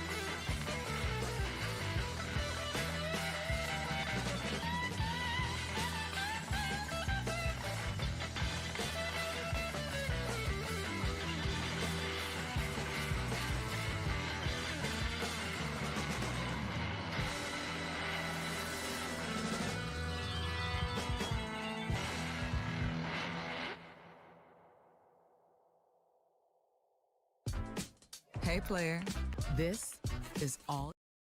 A little quick hitter DDT, and then we're going to give away some NASCAR KSON Country Fest tickets here. Don't do this. Brought to you by Dixieline Lumber and Home Centers, helping San Diego homeowners and contractors fix it, build it, and enjoy it. So baseball's funny because we just spent a bunch of time talking about why we didn't like the comments from Manny Machado about analytics and all the weird, the numbers and everything in baseball. We can also argue about what a baseline is, apparently, in baseball as well. Something very simple. Well, seemingly simple. I mean, no advanced analytics. You run from first to second in a line, right? It's one of the weirder plays I think I've seen in a long time. And it was Ernie Clement yesterday running and Gunnar Henderson. Ernie was on first, chopper up the middle to Gunnar. Now he had to come in to get the ball, so he's in front of the bag, couldn't step on the bag for the force play. And Clement is coming down the line, and Gunnar thinks, all right, I'll tag him and then go to one, complete the double play. But Clement veered off to the right and went around Gunnar Henderson, who made I think some are saying a half-hearted attempt to tag him. It was very half-hearted. But it was maybe quarter-hearted. It was half-hearted because he was 15 feet out of the... I mean, Clement kind of pulled up. He pulled up, like gave himself up essentially, and was so far away from the baseline. And so he runs around, and I think Gunnar's thinking, oh, well, he's out of the base path. He's done. That's an out, and I'll just throw it to first and complete it. No. They gave Clement second base and said that he established the line early enough. I cannot believe it. Which is it's baffling to me. I think if I was coaching against it, I'd lose my mind. I think if one of my players did it and got away with it, I'd be very happy, right? But I don't think that can stand, right? It just goes against everything I've ever seen and heard and been taught and been told. Like that goes against everything. Well, That's apparently out of the there's a difference between a baseline and a base path.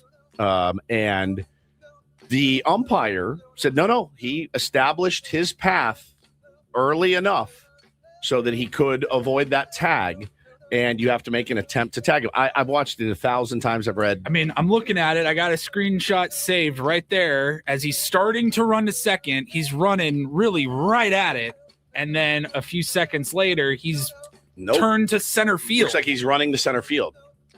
So then keep it going. Watch Gunnar. Nope, he just barely puts his glove out like, well, I'm 8 feet from the guy. I will say that if Gunnar Henderson had made a stronger attempt to try to tag him and taken a step, and he had dodged him that far, he definitely would have been called out. You think? And then they wouldn't have got But the I don't know that double they would have gotten the runner at first base. Now, again, you've always got to make sure you get the lead runner. Isn't that a baseball 101 fundamental? Yeah. Make sure you get the lead runner. And Gunnar Henderson did not do that.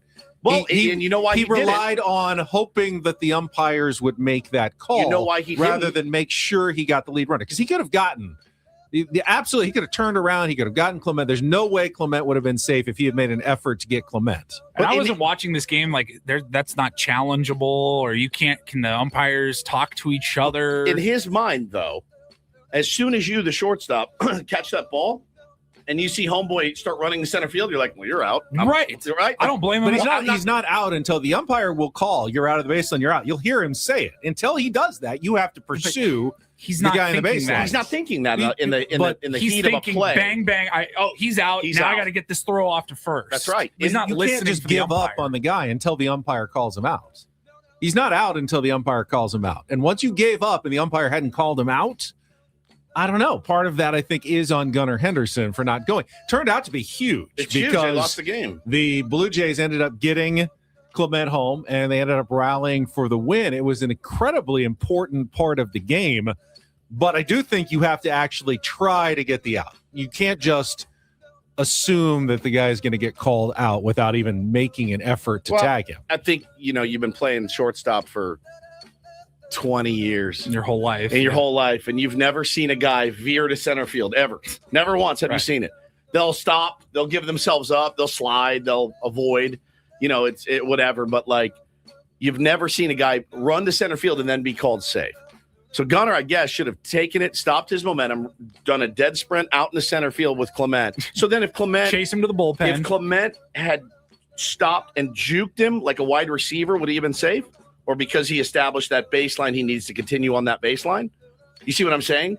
if Gunnar runs after him into center field, and he shouldn't run after him. He should make an effort, and then the umpire, if he's doing his job, will then immediately say, he's out of the baseline, and then you throw it over to first and hopefully still get the guy. I think it was a terrible call. And you cannot establish that precedent. I just don't think you can.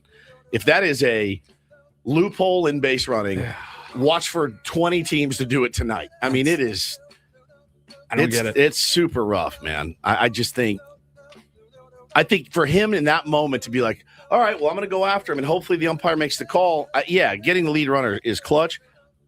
But you look at that guy out of the baseline, you're like, oh, you're done, you idiot. Like, that's the first thing you think is, everyone's work, lighting me up for arguing the other half, but I mean, this is what the Major League Baseball umpires, who are that's what the rule book says. Authorities on it and the experts are saying is the case. So I'm just trying to explain and try to make it make sense based on what they have told us are the rules and why that he was safe. I'm just saying you better make an effort to try to tag the guy, because he's certainly given some leeway to go. Right. And I understand this. Think about guys rounding first to go to second on a double. Sure, you come wide. You're not out of the baseline. Right. Yeah. You're not out of the baseline or the base path. That's not what this was.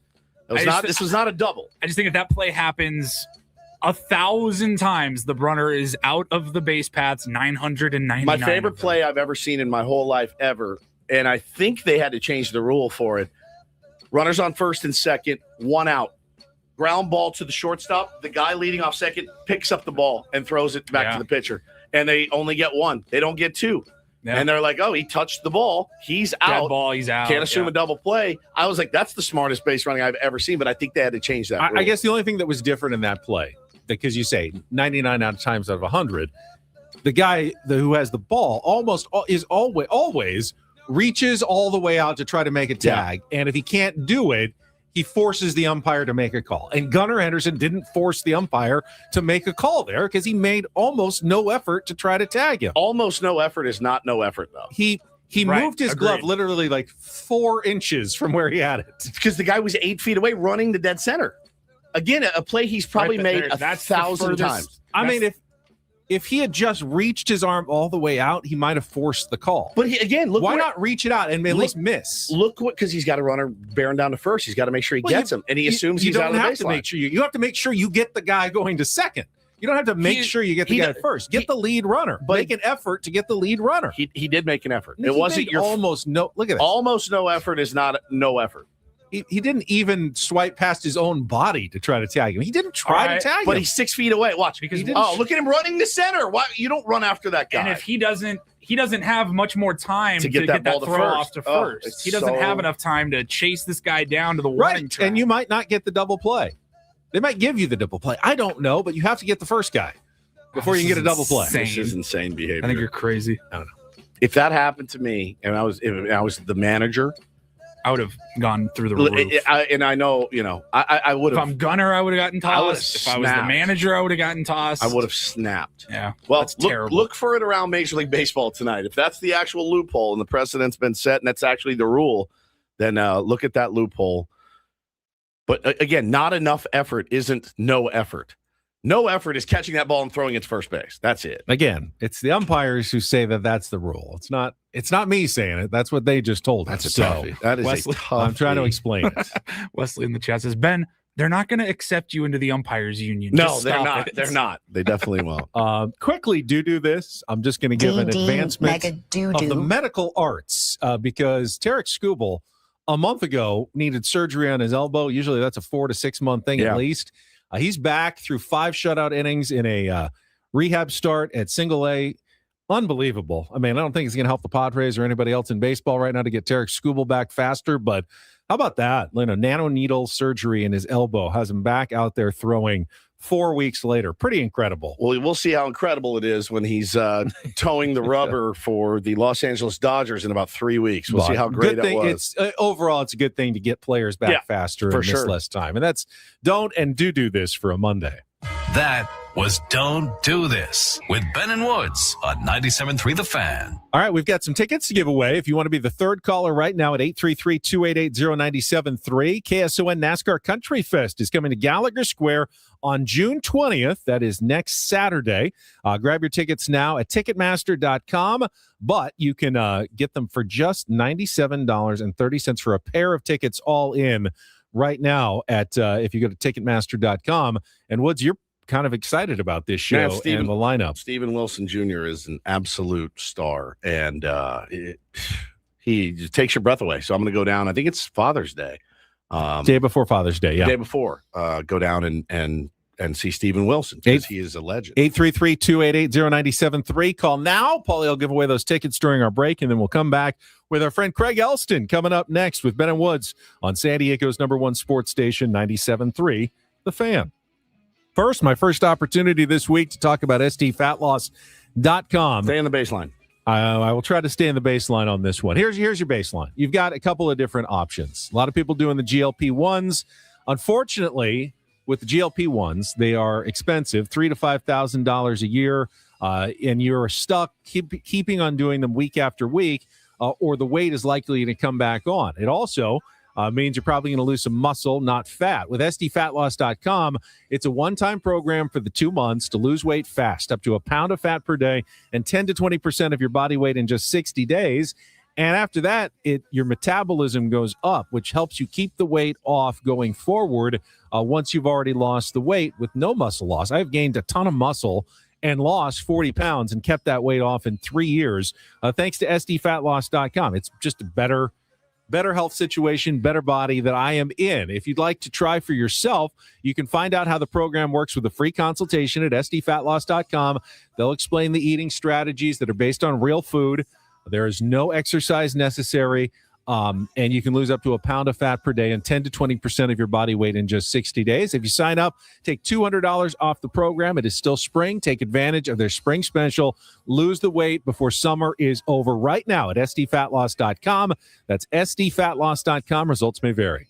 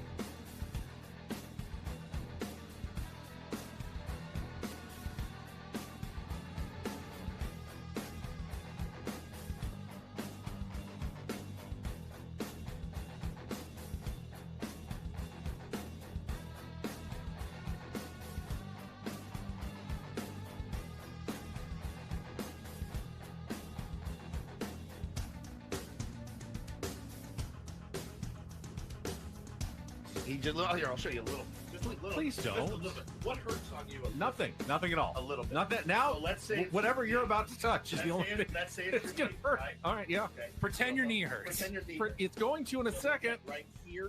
Oh, that is not pleasant. Hey, player, this is all yours. This room with this view. This speakeasy with this cocktail. Hey, could you make that too? The spa with this. Ah. And this pool on this roof. This is all for you. The all-new Hamul Casino Resort, now open.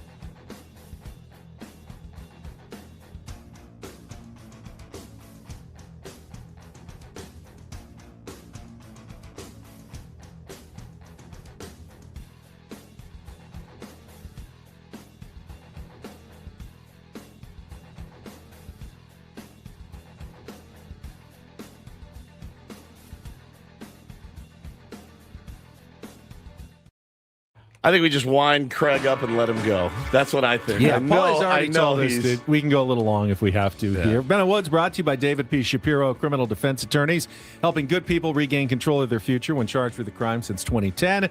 Visit davidpshapirolaw.com, and let's go out to our SDCCU fan hotline. Talk to Craig Elston. Craig, where do you want to start this morning? Now, you've been listening to the show, obviously. What's your topic du jour on the Padres? Well, let's go to Manny in a slightly different way. I thought you guys did a good job of covering in the 7 a.m. hour this is still the 7 a.m. hour. At the start of this hour, his anti-analytics old man shaking fist at cloud rant. Yeah. And as Woodsy said, only the advanced statistics offer Manny Machado a shred of hope. Right. You guys for are the this voice of San season. Diego. So the irony there, the He's irony the guy not in the lost on me. He's the new parents, the homeowners who are turning into their parents. He's basically that guy now, just it's railing against analytics. Doesn't it make you wonder, Craig, too? Like, how did they do in when he came up? Were they like, just get some T-work, some front flip, and good luck tonight? I mean, really, like he's not 70 years old. Right, exactly. That's the thing. He's playing in the modern game. And I understood when he said, man, when I look up at the board sometime, I'm like, what is all this stuff? Because I feel the same way.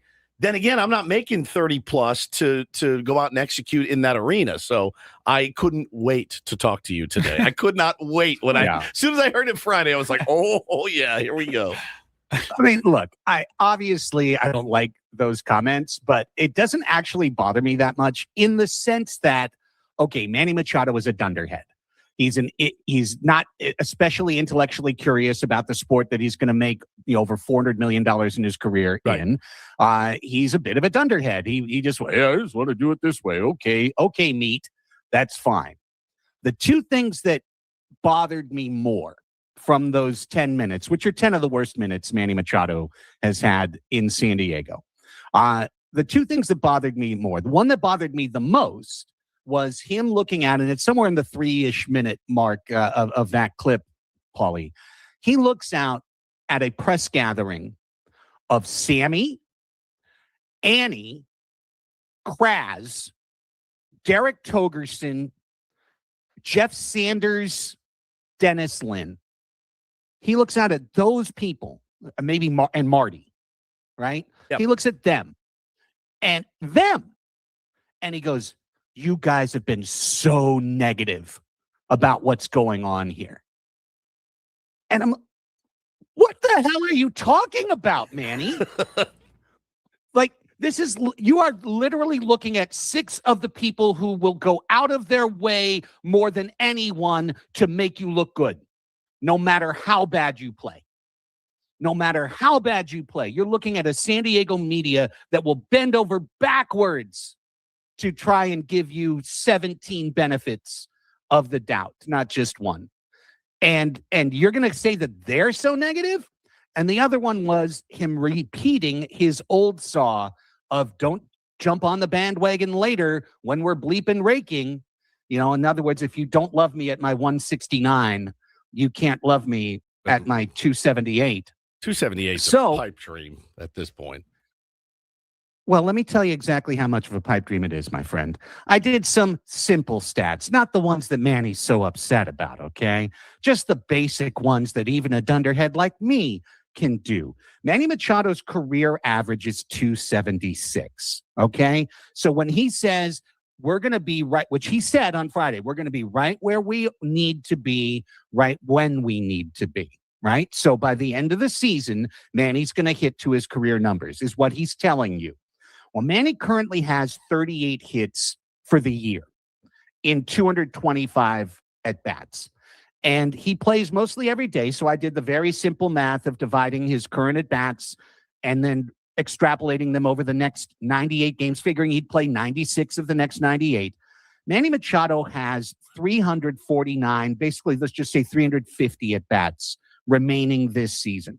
For him to get to his career average, he's going to need to get to 160 hits for the season. That's 122 hits in 350 at-bats. That's a 350 average. That's what he has to hit the rest of the year, all year. He has to hit 350 over 350 at-bats just to get to his career average. My dear friend and co-host, Rafi Cantor, the Padres Hot Tub, looked it up on StatHead last night. There's been exactly 2 stretches in Manny Machado's career where he's hit 350 over that length of time. One was 2018, during the time from when before he was traded to the Dodgers to after he was traded to the Dodgers. The other was split over 2 seasons, the end of 2021 into the first couple months of 2022. So in a season, he's done it once in 15 years. So yes, he might be able to do that, but probably he's not going to get anywhere close to those numbers, which leads to what I would say is the biggest thing that I'm thinking about right now, boys, about the Padres, which is the existential threat to their business model going forward. The game has changed. The smartest thing Manny said in his rant was that when he came up, fastballs were 92, 93, and now everyone has someone on their staff that can throw 101. That is correct. Manny Machado has seen the highest average fastball velocity of any player in baseball this year. That's a factual stat. Dennis Lin tried to ask him about that twice in that pregame scrum, and he got blown off twice with kind of jerkish responses. Oh, I see fastballs all the time, buddy. But he did at least slip that part in. Manny's not hitting the fastball the way he used to. And when you look at the direction pitching has gone over the last quarter century, and where the fall off hits for players when they stop being the player that they used to be, guys, that number's around 33, 34 years old. And right now, Manny Machado has a lower OPS than the career number of Alexi Amarista. Alexi Amarista was 599. Manny is 596. So you're not even hitting like Alexi Amarista. You're hitting worse. And you want to tell me, after starting off so depressed, that 34-year-old Nick Castellanos, who's washed and his career is over, is no longer on your team. Guy, you got to look in the mirror. There's no guarantee that you've got 7 more good years left. You might not have 1 more good year left if you're going to hit like this, buddy. And Xander Bogaerts is right behind him, basically the same age with an average of 220 and an OPS of 640. He's hitting like Davy Cruz, except Davy Cruz's career average was 265. So when you've got guys, let's throw in Jackson Merrill, who doesn't have a long enough track record for us to know for sure that he was that guy in 2024. He's hitting 200 with an OPS of 604. This is an existential threat to the Padres. That's why they're dancing around talking about everything but this. Oh, and by the way, Ben, Fernando Tatis Jr. is cosplaying a right-handed version of the old Giants and Dodgers leadoff hitter Brett Butler. Like he's getting on 270 average, and he'll be pesky with a single, and then he'll get thrown out on the base paths. Classic Brett Butler stuff. I am happy as a clam to see Fernando Tatis Jr. getting on. I know the home runs. Obviously, the slug is not there. It gives me some peace in my mind and my life to know, okay, at least he's not dying like he was earlier in the season. But Craig, let me ask you this. So, it's June 8th. I'm getting tons of messages. Sell. We got to sell. Okay, fine. Like I can get behind that. Is there a way, because you talk about the window and you have to win with this core, if you were able to go reload right now, can you win around an aging core instead of depending on that core to carry you? They're just, hey, you guys had your window. You're still going to be here. You're under contract, but we've got our new core. But instead of the Manny, Tatis, Bogarts, Merrill, it's more Merrill, Tatis. Merrill, Tatis, and whoever you can get. And Leo DeVries and Ethan Salas. Well, right. But it's Salas, yes. But with Mason Miller, you can get a Leo DeVries haul back. You can. And we don't know what Leo's going to be. We really don't. But, you can rectify that mistake. I'm quickly getting myself firmly into the trade Mason Miller camp, which I hate even uttering those words. I hate it too, but I love the guy. But he's a luxury you don't need when you win twice every 3 weeks. That is correct. And I heard you guys, I heard the Chris Rose clip last week. We talked about it. Yesterday, our prompt to our patrons for the Padres Hot Tub Main Show was, if there's one thing you could do right now that you think would right the ship in 2026, what would that thing be? And I'm distressed to report that there were very little good answers. Sure. The number one thing everyone says is fire Steven Souza. Okay. Just to tag on the conversation you guys had at the start of the hour, Steven Souza is probably the most analytic-minded hitting coach that the Padres have had in Manny's tenure. So I do wonder if that was a bit of an unprompted shot off the bow, probably from Manny towards Souza. The problem is, of course, who do you replace him with? Charlie Lau isn't walking through that door. There's no magic hitting coach that's going to step in and make everything better. In theory, someone could step in and stop doing damage if you think Souza is actively making them worse. A lot of people said promote Ethan Salas. I think that's a disastrous idea.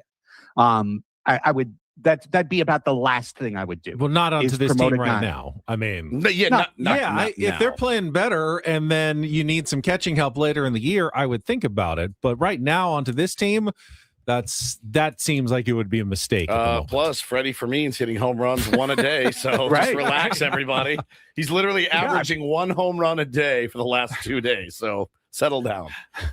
We scored 6 runs against the Mets, and 5 of them were driven in by Freddie. I said that to my son last night. I go, man, look at that. And good for Freddie, right? Like, he was much maligned. He looked like he was hurting, and those were cool moments. But you lost the series to a really bad team, and but I am interested, Craig, to see unless this team starts playing white hot in the next 6 weeks, you have to start thinking about a new path, in my opinion, right? All right, let's regroup a little bit. You're never going to be able to fire sale off Xander and Manny. Those guys are here. They're going to be here. But you do have pieces that people would be interested in. You absolutely do. And you can retool. And I think you can sell the fan base a line of, we're retooling. We're trying to get this thing going in the right direction. I hated when we traded Soto initially. I hated it. I was I don't like the message that this is sending. But with Mason Miller, I'm like, there is a world in which you can trade Mason Miller even this season before the deadline and actually still be in it. Like, you can still tell your fan base, like, we are still committed to winning. We're not selling off everybody. Adrian Morejon's our closer, or David Morgan, Jason or Adam. Jason Adam. Right. They're our closer now. And you can go, all right, I'll buy that, I and guess. We got 5 guys that can help this team still this season. I love Mason Miller. I think you could get a haul back with all the control that he has. Look at the haul that you gave up. I think you can get a haul back for him. All right, this is my craziest boomer idea. Are you ready for this, Craig? Strap in. I'm ready. I texted the fellas this Friday. I was so mad after that game that we're using Mason Miller in a blowout. He needs some work. And I'm like, all right, I get it. I go, all right, I'm going to put the feet of Andrew Friedman to the fire. Hey, man, we're all just assuming you guys are going to win a World Series, probably another one. Why don't you take Mason Miller? I want Sirota. I want Davalon. I want two pitchers. Give me 4 of your top prospects. Let's see how committed to winning you are. You'll have Mason Miller for 2 more years. We'd have to trade within the division. Within the division, but I want your 5. I want the top 5. And let's see how, because Edwin Diaz, who knows if he's coming back, the cockfighting, the injury, it's not something we thought we'd say. Put his feet to the fire and be like, you know what? Give us your top 5 prospects. DePaula, Sirota, Davalon, studs. I mean, these guys are studs. They are tearing the Tibbs, whatever. Make it hurt. But make, Dodger fans know, oh, we had a chance to get Mason Miller. And Tanner Scott's been serving it up again. Do something crazy. And then imagine the thrill. It would suck for a couple years. It's already sucked. It sucks now. Imagine the thrill of beating them with their own guys down the road. Would be pretty. Well, that's what Miller. Which would be tough. Then you'd have to beat Mason Miller, which would be very tough. Right. No, it would. And that's what I meant by existential threat. The idea of this team is that the engine is Manny, Tatis, Bogarts, and Merrill, and everyone else are the booster rockets that can help get the ship up into space. And what's happened is that every single booster rocket has already fired for the Padres. They had the Gavin Sheets, hot week. They had the Miguel Andujar hot 3 weeks. Freddie Fermin just drove in 5 runs in a weekend. You can go up and down. Ty France has had his hot streaks. You can go up and down and see all the little things. Randy Vasquez had his great month, but all of that stuff is stopped.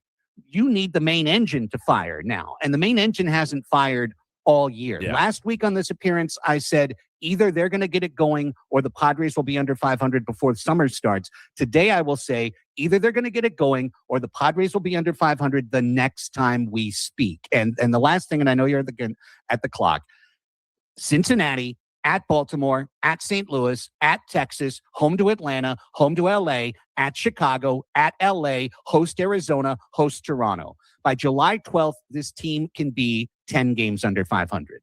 If they keep playing like this, they will be. At which point the idea of buy or sell will no longer be a discussion. Right. So the season's on the line right now for the San Diego Padres. You can absolutely lose your season in June. And when they say we've got plenty of time left, I'd say you've got about 20 games left to turn this around. And I mean, really turn it around. Go 15-5, 14-6, something like that. That's different. Or you can kiss this season goodbye, and we can talk about every sell scenario next week. I would even further argue that these next 2 weeks, if you don't make some hay, I don't think you're making hay against the Braves and the Dodgers. I mean, so you have these next 2 weeks, you better play pretty decently, or it's going to look extremely bleak come July. That's where it is, fellas. Other than that, great times. World Cup's coming up. Great week of NBA and Stanley Cup Finals things to keep your eyes off the Padres. But this team right now is just going to drive you up a wall. All right, Craig, appreciate it. We're Thanks, way brother. over, but that was worth it. Thank you very much. Craig Elston on our SDCCU fan hotline. It's not Big Bank Banking. It is better. We need to call for station identification here. You're listening to Ben and Woods on 97.3 The Fan. KWFN and KWFN HD1 San Diego. Hey, it's Chris Ella from Gwynn and Chris. We talk a lot of baseball, but we talk a lot about all sports. Listen for yourself. Weekdays 2 to 6 on 97.3 The Fan. And Odyssey Sports Station. We will come back. We will reset things for a little less than half of our show remaining since we kind of blew it out there in the 7 o'clock hour. I wasn't thinking you were actually going to voice that out loud. Yeah, wasn't that crazy? A Padres-Dodgers trade proposal. Hey, man, sometimes it's got to sting. And it already, that's the thing. They're already just venting. I didn't know that was going to be spoken aloud. They're already whipping your ass. Make it hurt for them in the future. Not that it will. I don't know. I've got some thoughts on that and more coming up next year on The Fan.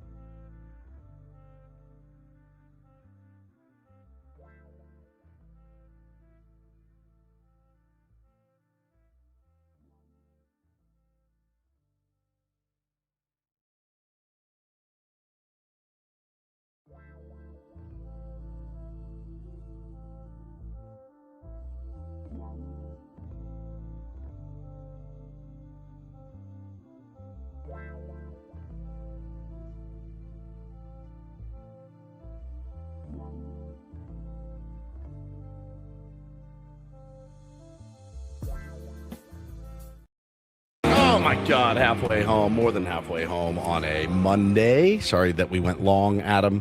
We went way long. Sorry about that. Those kind of analytics can actually hurt your overall batting average down the road. Just true. There is a science. I don't even know. What is a legal ID? What is that? Right. I have no idea how it all works, but I'm told that there's an optimal time to break, and we have blown past it. So I do apologize. It's not something we do a lot. I blame Adam. I blame Adam too. He should have fault. motivated us, been in here motivating us to be better. He should have given you the tools, flipped a table or something. I'm Woodsy. That's Paul Reindl, executive producer. Ben Higgins, friendly neighborhood sports anchor. Boy, am I tired of talking about this team. I mean, I am at my wit's end, debating it, arguing about it. I am shocked that you sent that text over the weekend. Frustrated, clearly. I started to understand, you need to vent a little bit when watching the team play. Yeah. And he said, just bleep it, trade Mason Miller and squeeze as many prospects out of the Dodgers as you can. And leak it. Let it be known that you're dangling Mason Miller to the Dodgers, and give me 5, man. They've got good prospects, and those guys are blocked. Somebody said, well, you can't trade them to the Dodgers. Then their fans will be insufferable. They're already insufferable. Right. Holy cow. You can't get any worse. We're at the 7th ring of hell. They've won 2 World Series back-to-back. They're I saw a tweet this weekend. It blew my mind, and it was sarcastic, but it was real. He said, Mookie Betts and Kyle Tucker could do a joint press conference today and retire, and it wouldn't affect the Dodgers World Series chances. And I go, he's right. He's absolutely right. They could do a joint. We are no longer equipped to play baseball. We are not doing it. They're still winning a World Series. So I don't expect the Padres and Dodgers to engage Nor on do trade talks. But I will say, and I wanted to comment on this, one of my least favorite baseball axioms is never trade with a rival. Because that is simply a cowardly perspective. Trading with a rival. The reason you don't trade with a rival is it has a chance to backfire on you, and you're going to look bad, and it's going to hurt you within the division. But you know what?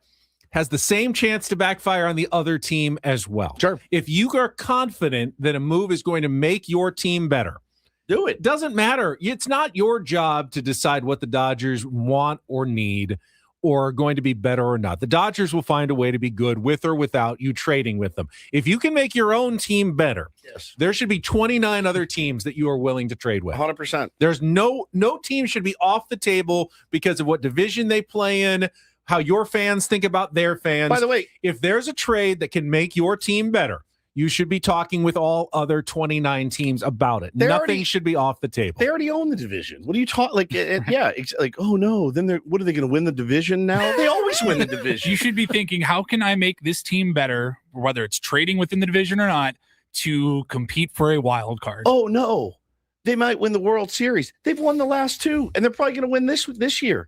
They've got Glasnow and Snell. They just put one or both. Glasnow on the 60 day. I mean, it's like 101, man. He'll be ready in September, and they'll be, loaded for bear in the post. Like, what do you think, Mason Miller? Like, who cares at this point? They're going to probably win it anyway. You get 5 prospects back, nasty prospects that are blocked and have nowhere to play, and you ride, man. Then you go beat them with those guys down the road. I know prospects aren't everything, but I just see the Padres are heading toward a really tough spot here at the trade deadline. Oh, it shouldn't be tough at all. It really should not be a tough spot. Dennis Lynn, who we'll have on here in a few minutes, just put out a piece like 10 minutes ago saying how, they want to be buyers. And okay, buy what? I know. What are you buying right now? Offense? Where?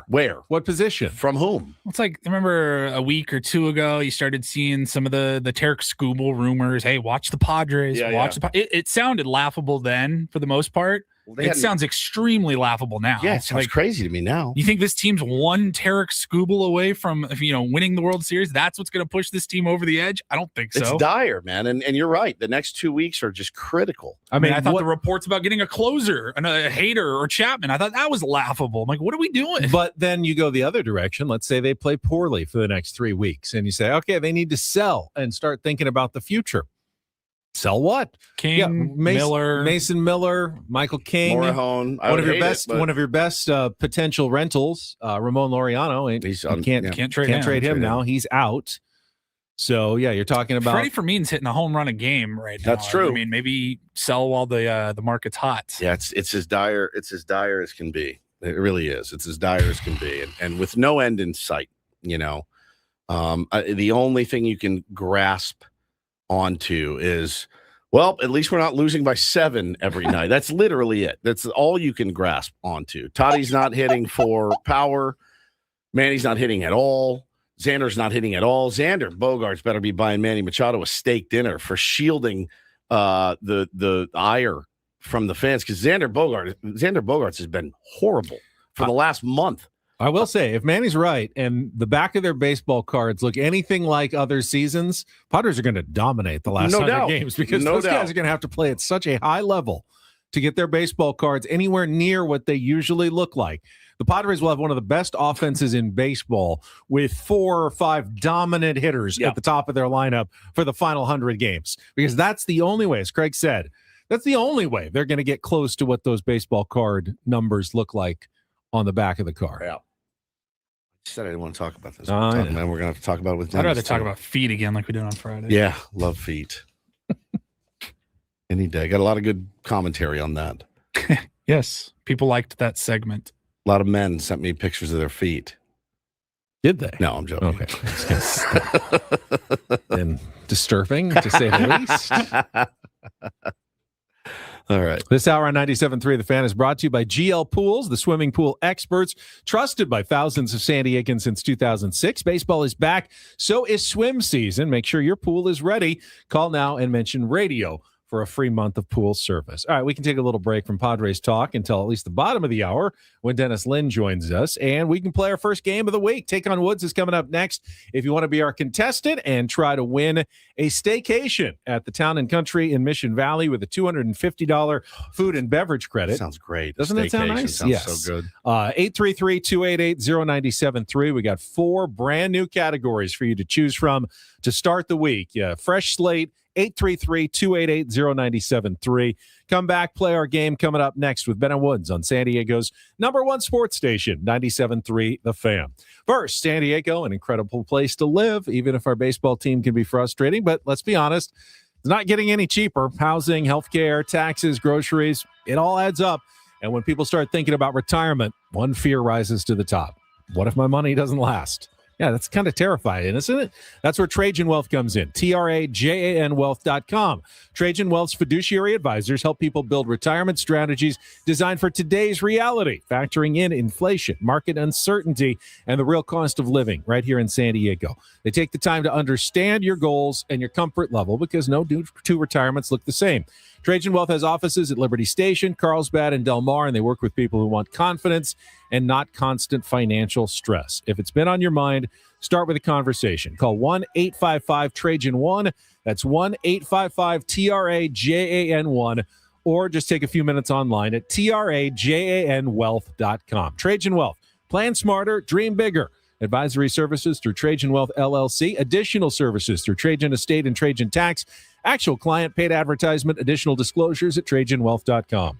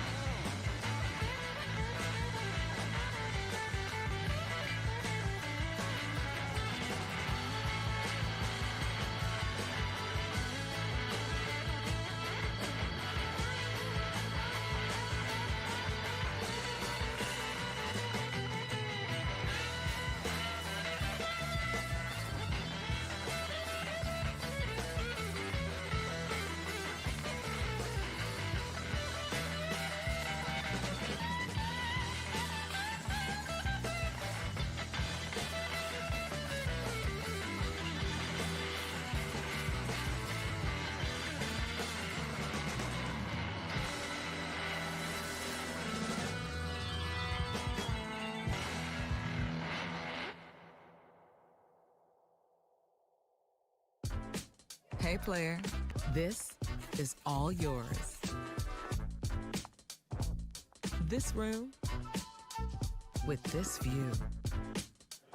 This speakeasy with this cocktail. Hey, could you make that too? The spa with this. Ah. And this pool on this roof. This is all for you. The all-new Hamul Casino Resort, now open.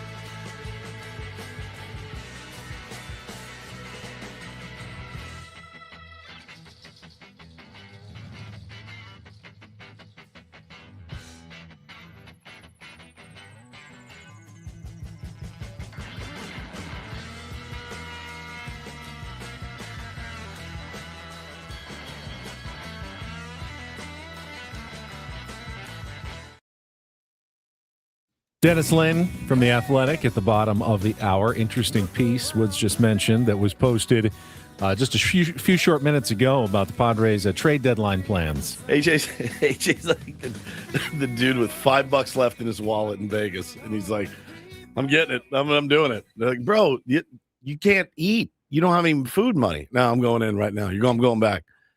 If he traded Ethan Salas today, I'd be ticked at this point. That'd be tough. Tough to I'd be ticked for Aroldis Chapman or something. You're like, all right, Josh Hader. Yeah, no thanks. So we'll see what Dennis has to say coming up. First, though, let's get to our first game of the week. It is time to play Take on Woods.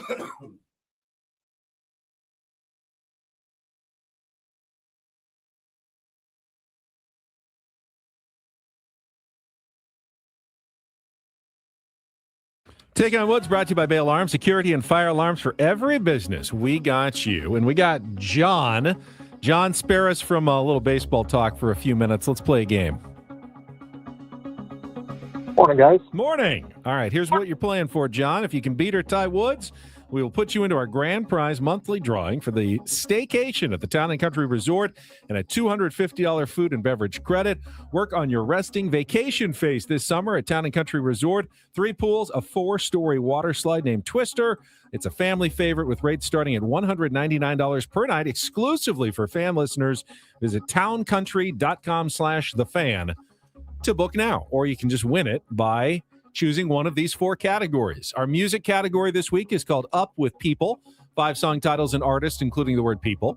Our TV category, The Cars, the Star, TV shows that featured iconic vehicles. Our movie category is Made Men, 5 movies about organized crime. And our wild card category is fast food menus. I give you menu items. You tell me which fast food restaurant they come from. So music, TV, movies, or wild card, John, what would you like to play? Well, I'm never going to beat Woodsy in the music, so I'm going to do movies, Made Men category. Made Men. It's also one of Woods' favorite movie topics, but yeah, you get 5 out of 5. You cannot be beaten. So you've always got that opportunity. All right, we're looking for 5 movies. They are all about organized crime. You'll have 60 seconds. If you don't know one, say pass. We'll come back to it if there's time left on the clock. First question is our 2-second movie clip. Paulie will play you the clip. You need to identify the movie based on what you hear. John, are you ready to play? Let's do it. All right, the category is Made Men in Movies. Your time begins when Paul plays our 2-second clip. Good luck, John. Let's take on Woods. Say hello to my little friend. Scarface. Correct. Which 1990 Marty Scorsese classic chronicles the rise and fall of teenager Henry Hill in the East New York Mafia? Correct. Which 1995 L.A. crime movie, written and directed by Michael Mann, marked the first time Robert De Niro and Al Pacino ever appeared on screen? Correct. Matt Damon and Leonardo DiCaprio are both undercover on opposite sides of the law, in which 2006 Irishman. Correct. Marlon Brando won an Oscar for his portrayal of a boxer who throws a fight for a mob boss, in which 1954 classic about union corruption in New Jersey. Can you repeat that? Marlon Brando won an Oscar for his portrayal of a boxer who throws a fight for a mob boss, in which 1954 classic about union corruption in New Jersey. Man, too far back for me. It can't all be easy. Right.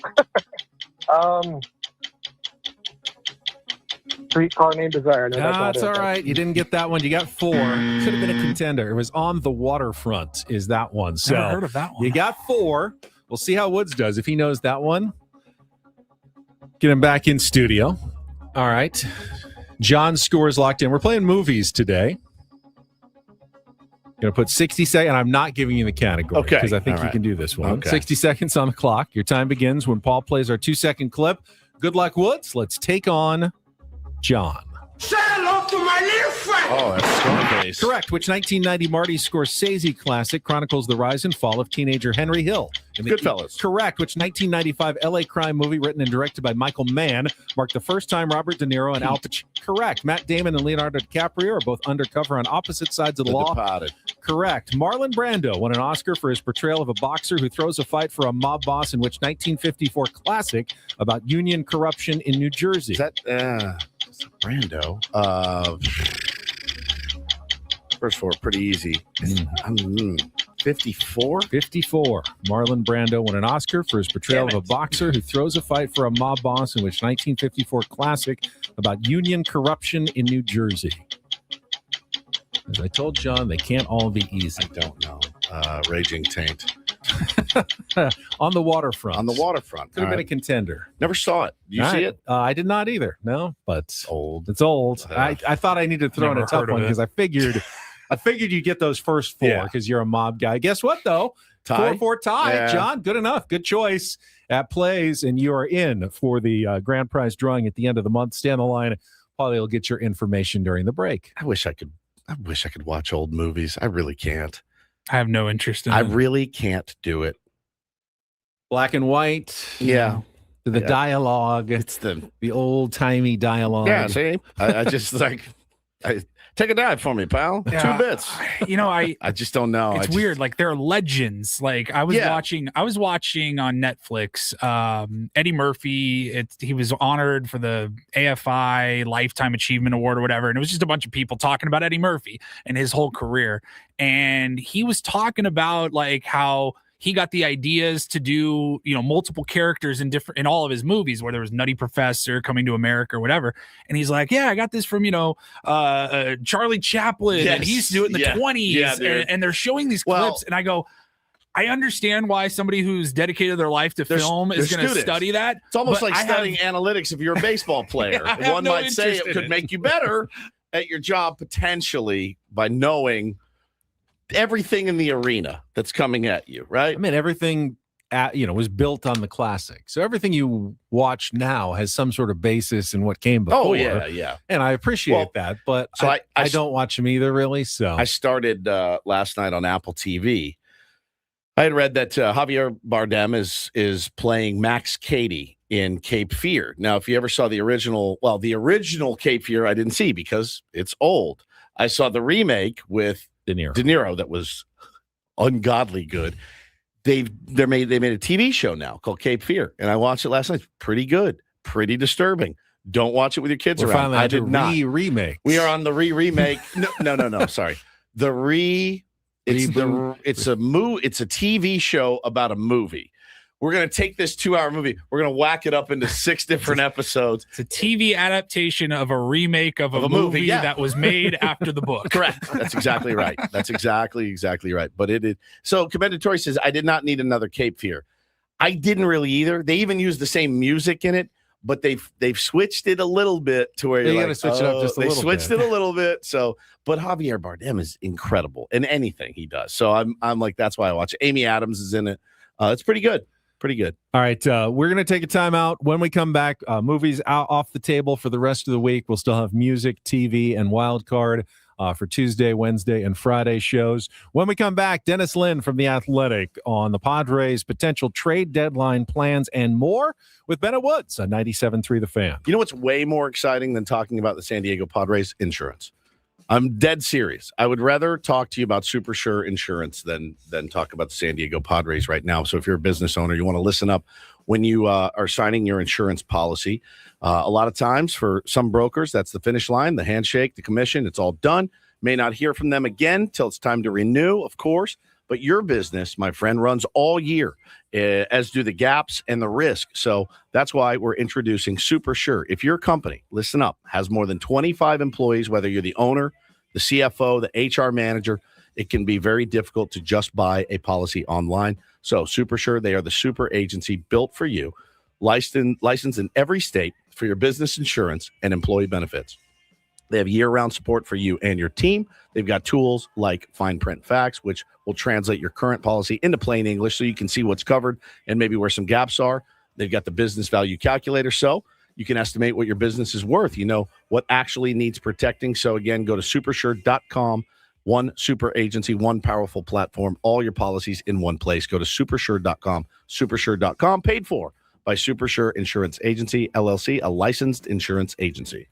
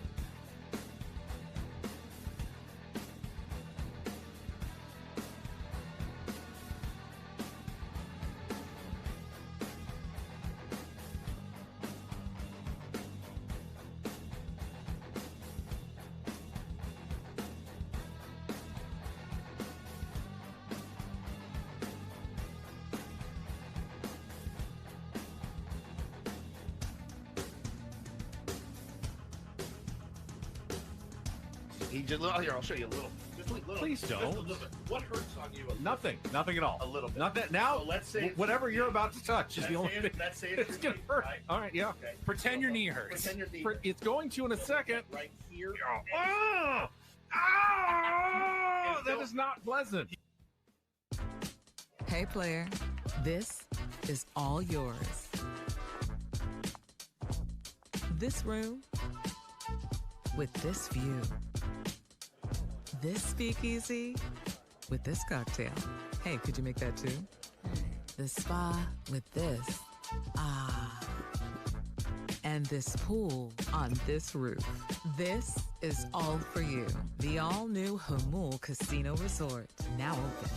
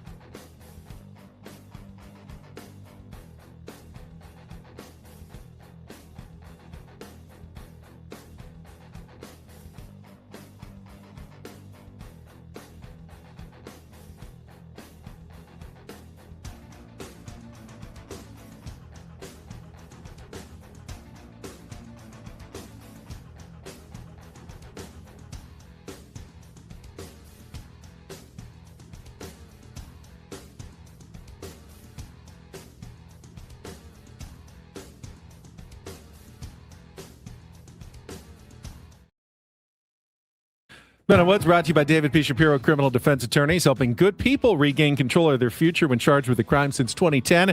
Visit davidpshapirolaw.com. About to chat with Dennis Lynn from The Athletic.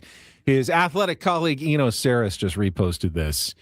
It is a comparison of the Padres as a team over their last month, hitting 190 with a 268 OBP, 318 slug, and a 587 OPS. And he goes, Zach Greinke, pitcher in his major league career, 225 average, 262 OBP, 336 slug, 598 OPS.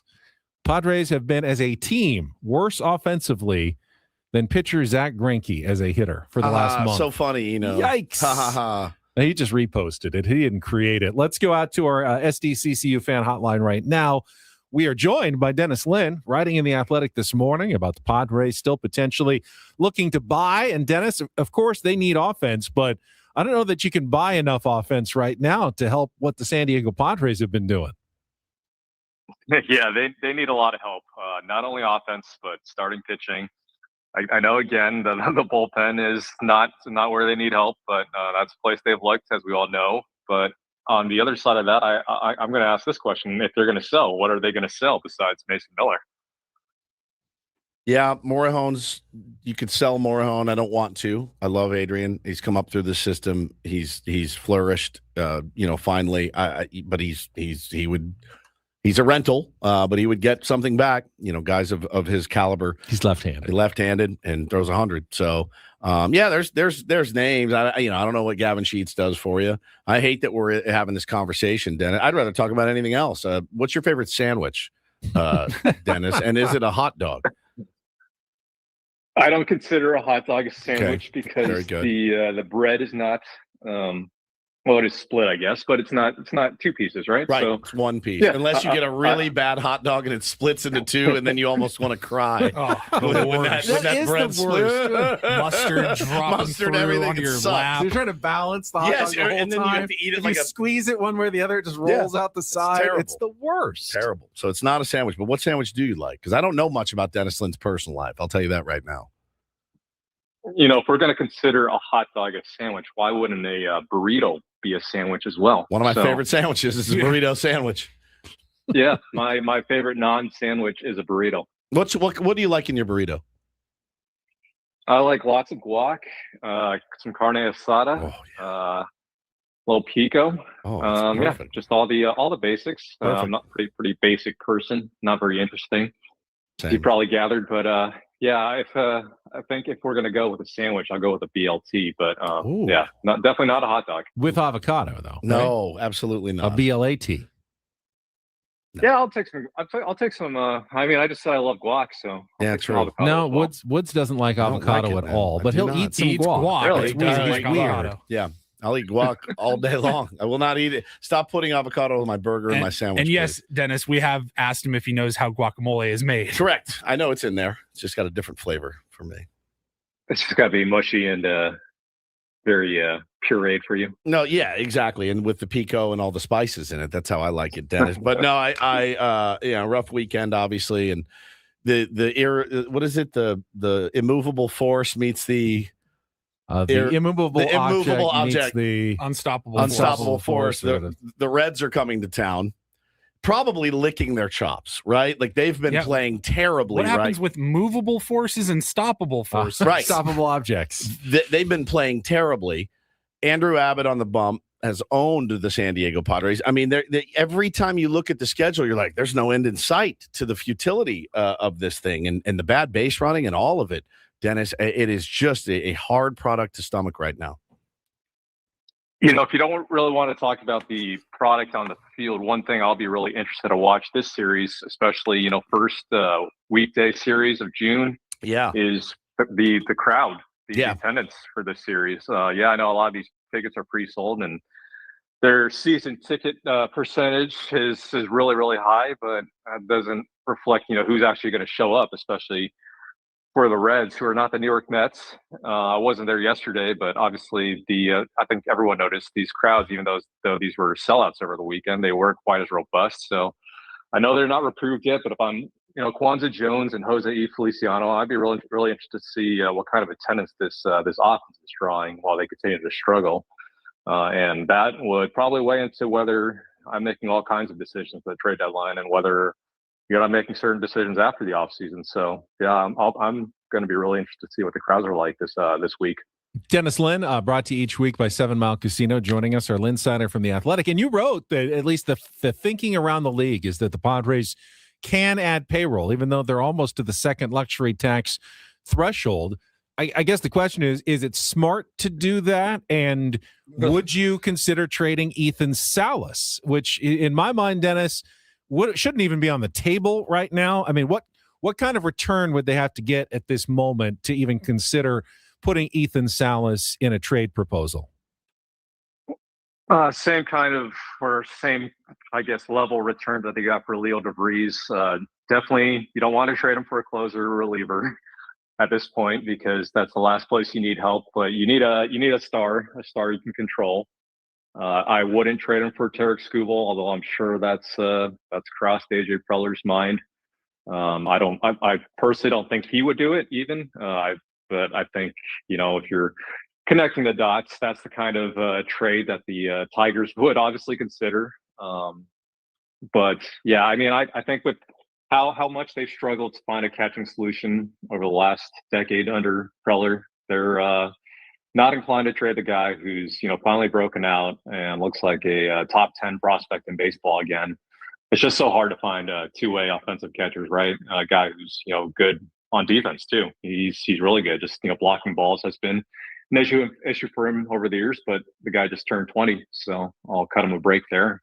But yeah, I think, again, if you're thinking about what they can sell, I go back, 10, 11 years ago when they traded Matt Kemp and I think he was only 32 or 31 at the time. He had a few years left on his contract, and they had to take back Hector Oliveira, and they released him a few days later. It was just a salary dump. So if they're going to start trading off some of these big guys with the big contracts that they have left that run through the next decade, they don't really have many options there. So they're really stuck in a hard place right now, because even if you do somehow salary dump some of those guys, the casual fan's not going to want to come back to Petco Park, and attendance has been what's kind of holding up all the revenue around the Padres. It's so funny too, because I just don't see a team that's like, yeah, give me Xander, give me Manny right now, and we'll fix them, and they're older, their salaries are exorbitant. I mean, it's tough. It's tough to be talking about at this point. Can you walk us through? You were in the scrum on Friday before the game when the unsolicited analytics talk happened. I will say it kind of blew me away, Dennis, to hear it. Yeah, that was definitely interesting. You can never complain about what Manny Machado is willing to say on the record. Right. As reporters and fans, he makes it interesting. I do think something Craig Stammen said the next day might hold some, validity, that Manny might be trying to make the broader point that, you can get bogged down in this game with all the information, and it's not that he's necessarily anti-analytics. I think Manny's the kind of guy who's not going to let on exactly what he's studying when the microphones and cameras are off. He does care, despite the fact that a lot of fans think he doesn't care by the way he kind of plays in the field or the way he moves around. I know, just like Eric Hosmer, another name that's not super popular right now. Eric Hosmer tried a lot of things behind the scenes that didn't quite work out in San Diego. But I think, Manny's point to Craig's point is that, let's try to keep the game simple. And maybe that's not an approach that's working. Clearly it isn't right now, but I think that the broader overall point is that, maybe we need to go back to simplifying things, and then we'll hit again. But whatever he's doing right now clearly isn't working. So you didn't. I think it just didn't land well overall. I understand that point. It didn't, certainly, and you didn't see it as some sort of like shot across the bow at the hitting coaches that are there now, did you? It might have been clearly whatever's going on there, what the hitting coach, what Steven Souza has preached to the group, and what the group is going out there and trying to execute. There's a disconnect there. It's not landing. But I go back to the hitting coach, especially in San Diego, being maybe one of the worst jobs in baseball. Yeah. There's just only so much can affect. A lot of these guys have their own guys that they talk to even throughout the season, not just the off season. So yeah, you're trying to teach guys how to react faster, which is almost impossible, as opposed to being a pitching coach and having the ball in your hands. So yeah, it's a tough assignment that Steven Souza took on this year. And I know he didn't personally know AJ Preller before this season. So this was a Craig Stammen hire.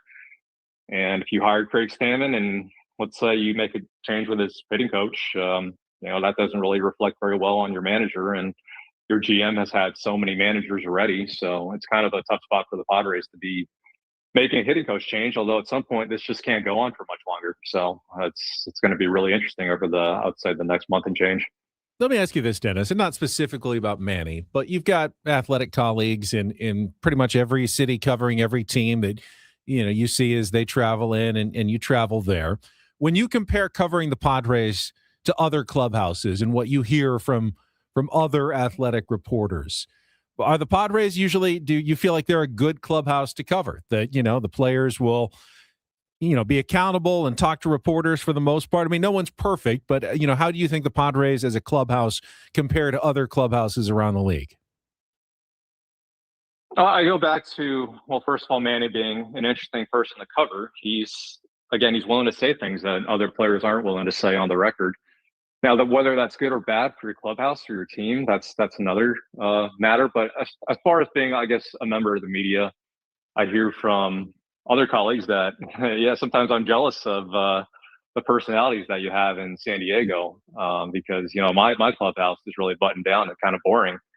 But, when it comes to on-field production, sometimes the boring stuff can lead to more, steadier production, right? So, it's kind of, it's got its pros and cons, but overall, I'd say, the Padres, access wise, it's not always the best access because a lot of these stars kind of roll into their, locker, right before the clubhouse closes to the media. They know the game, but that's not just San Diego. That happens everywhere. Yeah. But it's an interesting clubhouse from the personality standpoint. That's for sure.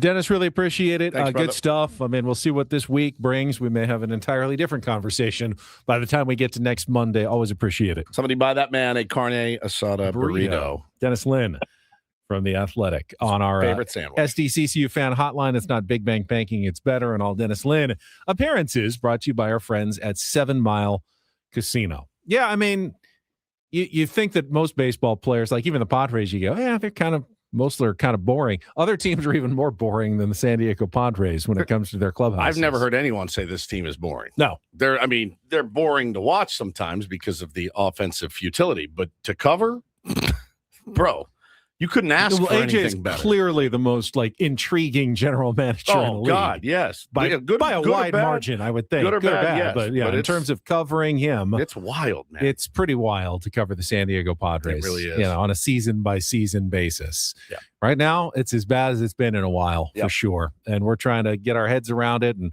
figure out what's going on. I mean, it's crazy that they're just a half game out of a playoff spot here. I mean, you have a couple of good weeks and everything's forgotten and you move on forward. It's hard to envision a couple of good weeks happening right now with how long it's been since they have now played good baseball. I don't remember a team having a slump this long in a season where they're still kind of as good a position as the Padres are.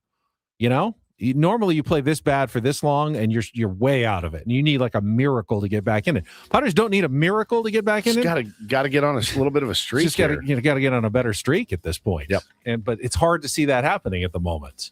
All right, we will come back. Final hour of Ben and Woods, including our Randall report. A lot of interesting topics. Obviously, NHL, NBA, breaking news in college football that I want to talk about. This Brandon Sorsby case. Lots of interesting stuff still ahead with Ben and Woods on San Diego's #1 sports station, 97.3 The Fan.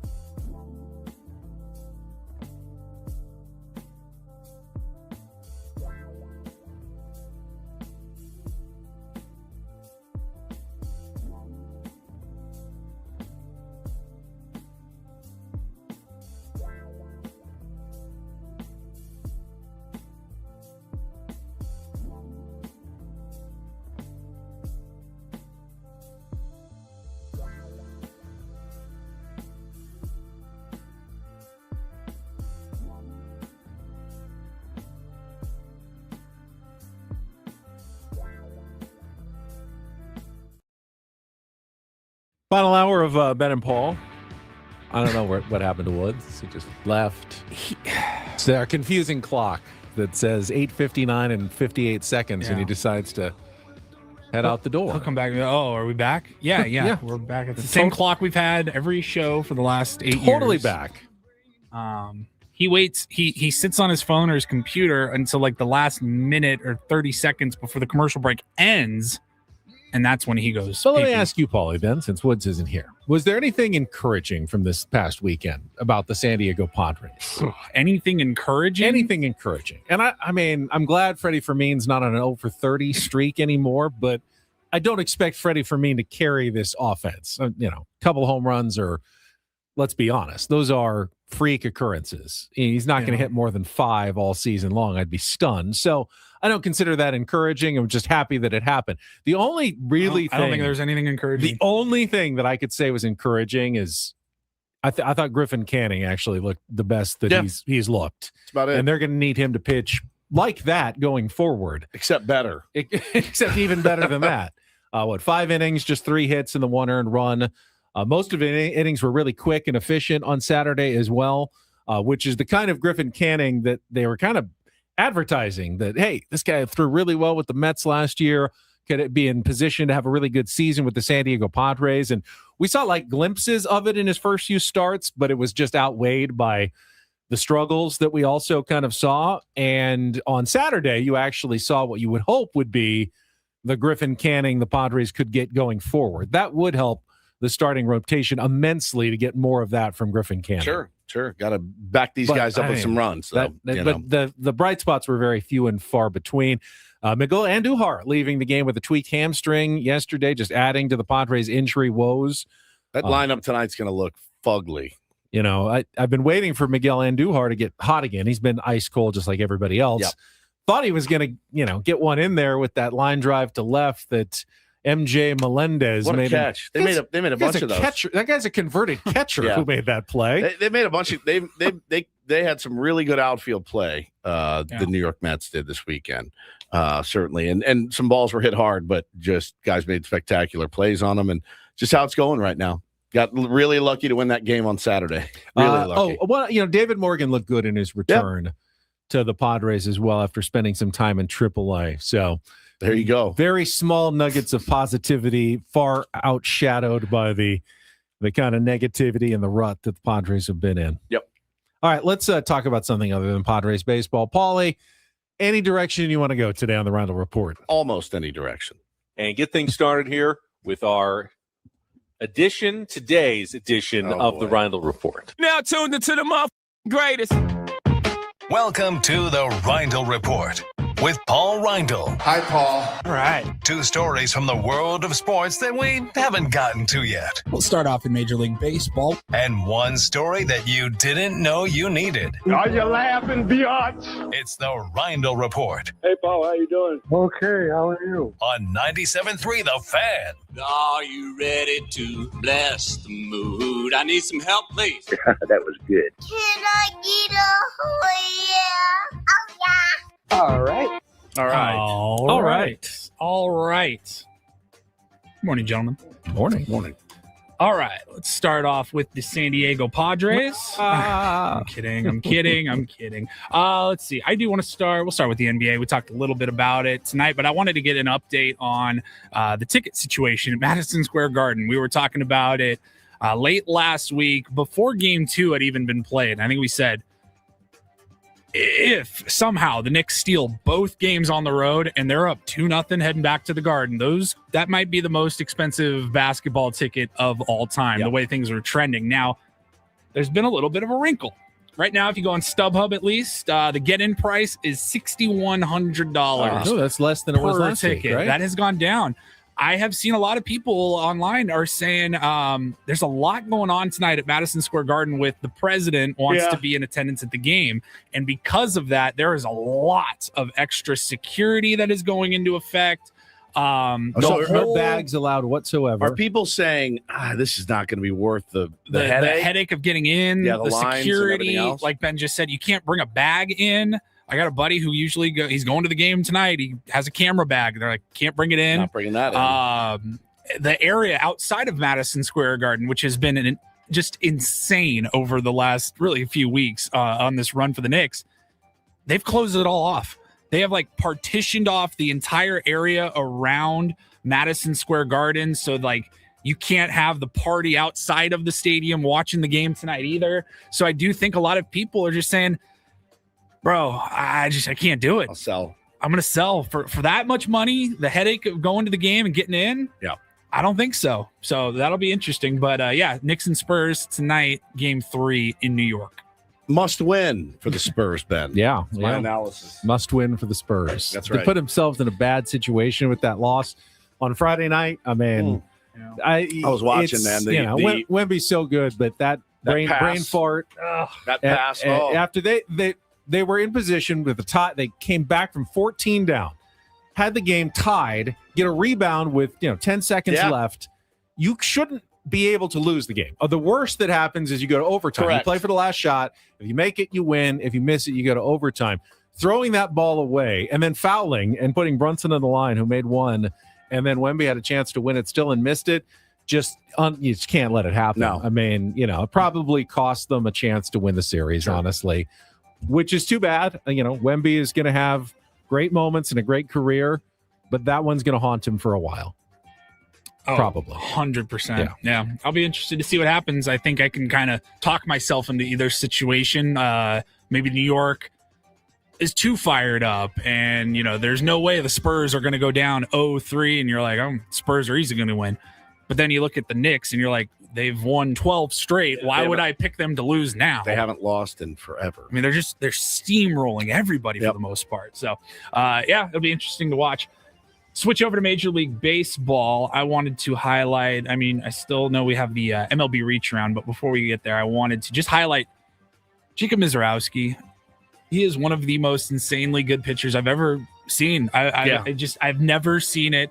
He set another historical feat yesterday in his outing as the Brewers beat the Rockies 12-4. Now, Miz, his final line here, trying to find it. Can't find it right now. But the reason he made history was he threw the hardest pitch from a starting pitcher since they began tracking this in 2008. He threw a 103.7 mile per hour pitch. And that has been the fastest since a starting pitcher since they started doing this nearly 20 years ago now. Insane. Unbelievable. That is amazing. But the stat that I saw, and I don't see it exactly because I want to verify it. But if you look back at the history of Coors Field, which opened around 1999, a year after I think they played at Mile High for a year. A little before that. Maybe. The 30 fastest pitches ever thrown at Coors Field are all yesterday by Jacob Mizorowski. God. It was all 30 of the fastest Saturday. pitches in the history of the ballpark. Yeah. Wow. Saturday night. All of them, yeah. His box score, he finished with 7 strong innings, 4 hits, no earned runs, only 8 strikeouts, which is terrible for Mizorowski. Did you see the moment? It was Coors Field. It was at Coors. Yeah. Now, did you see the video? I'm sure you did. From the 7th inning, going around of Pat Murphy walking up the steps. He's about to pull Miz. Oh, he told him Miz is standing on the mound, and they had a stare off. Yeah, they did. Old grizzled ass Pat Murphy is standing there. He's about to make the switch, and Miz is shaking him off. Don't do it. Don't do it. And then they just stared at each other for like 10 seconds. He left him in, struck out the next 2 guys. Did Pat Murphy dress him down in the postgame news conference? No. Right. No, players shouldn't be questioning their manager like that. No, that's when you say, I look for that in every pitcher. I never want a pitcher to give up the ball. It's true. You start getting in trouble. You start looking over at your skipper like, whenever you're ready, dude. Get somebody hot. Yeah, not Big Miz though. He's nasty. He is disgusting, man. He's fun to watch. Finally, we'll wrap it up. A little good news here. St. Johns County, Florida today. So there was a principal of a high school who was placed on administrative leave because when the school yearbooks came out and were issued to students, I believe last week, the cover of the yearbook had a quote from Mrs. O'Connell, the principal, said, "Everybody hating, we just call them fans, though." And that is a quote from the lyrics to Trap Queen by Fetty Wap, rapper. Obviously. She did not come up with that line. She also did not approve it or put it on the yearbook. Oh, somebody else did. It happened after the final approval was sent in to the editors. You know how kids are in the high school yearbook committee. Somebody got into this system and they put the rap lyrics on the cover and attributed it to the principal. Before she even got a chance to really explain like what probably happened, like I just explained there, they put her on administrative leave for disorderly conduct or inappropriate conduct. And everyone goes, that seems a little harsh. It wasn't even like a bad lyric, but because it was a rap lyric, they determined it inappropriate material. And so she got in trouble and she was sent on administrative leave. Fetty Wap's team found out about this. They sent a huge bouquet of flowers to the principal, and they just said, "Dear Principal O'Connell, I hope these flowers lift up your spirit. Wishing you the best.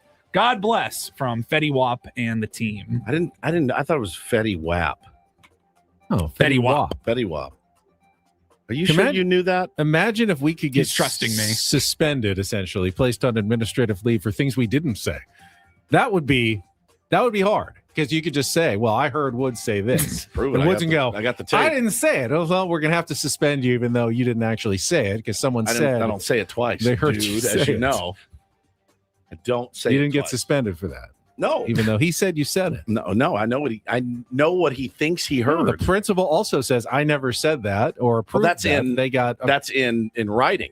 Yeah. You know? She said the quote was not in there. When we were done proofreading it, we said, all right, go ahead, send it in. Send it. It's good. Like, we're done. Sign, seal, deliver that yearbook.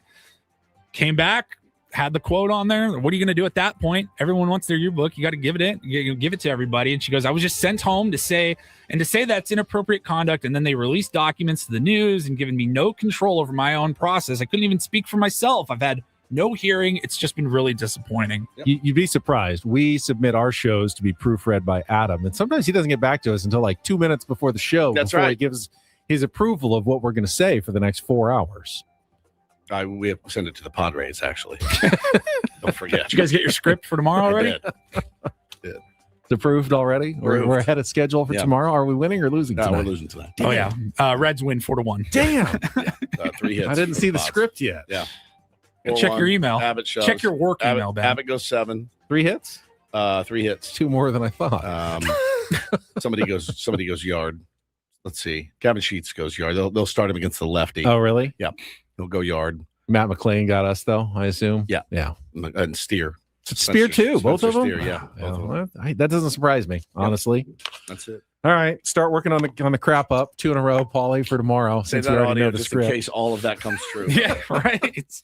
You heard it here first. I just quickly want to get to the breaking news in college football as well, which makes no sense to me. Nope. A judge in Lubbock, Texas, shocker, Texas, you say? has granted an injunction, a preliminary injunction allowing Texas Tech quarterback Brandon Sorsby to play football for the 2026 season, even though the NCAA has already ruled he is ineligible permanently because he bet on his own team. Correct. And this has gone back, he's gone to rehab and gotten help for gambling addiction and said, with the courts that I should be allowed to play. And the NCAA has said, absolutely not. You can't play.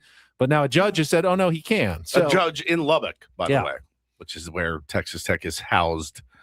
Which, again, and I want to show some empathy towards Sorsby. Clearly got into some trouble, had a problem, needed help, is trying to get help. But the reason this makes no sense to me is basically you are now telling the NCAA any player can bet whatever they want on their team and they can't do anything about it, correct? Because then they'll just go to court and go, well, you can't suspend me because, this guy has already been allowed to play. This is the new standard. So it's now open season and all college athletes can now bet whatever they want on their teams. That doesn't seem like the right message to be sending going forward. Yeah, I mean, it's like, tell your kids, hey, man, don't do this. There are going to be severe consequences, but actually not really. So have a ball. They actually can't give you any consequences whatsoever. No, you got a consequence of 2 games. Why can they do that? I don't know. Why doesn't the NCAA suspend him for 14 games? It just doesn't make any sense to me. And I don't know why they are letting this slide. I really don't. That seems to be a real line in the sand that's been drawn in sports. And let's be honest, college sports are now professional sports. You're paying them to play.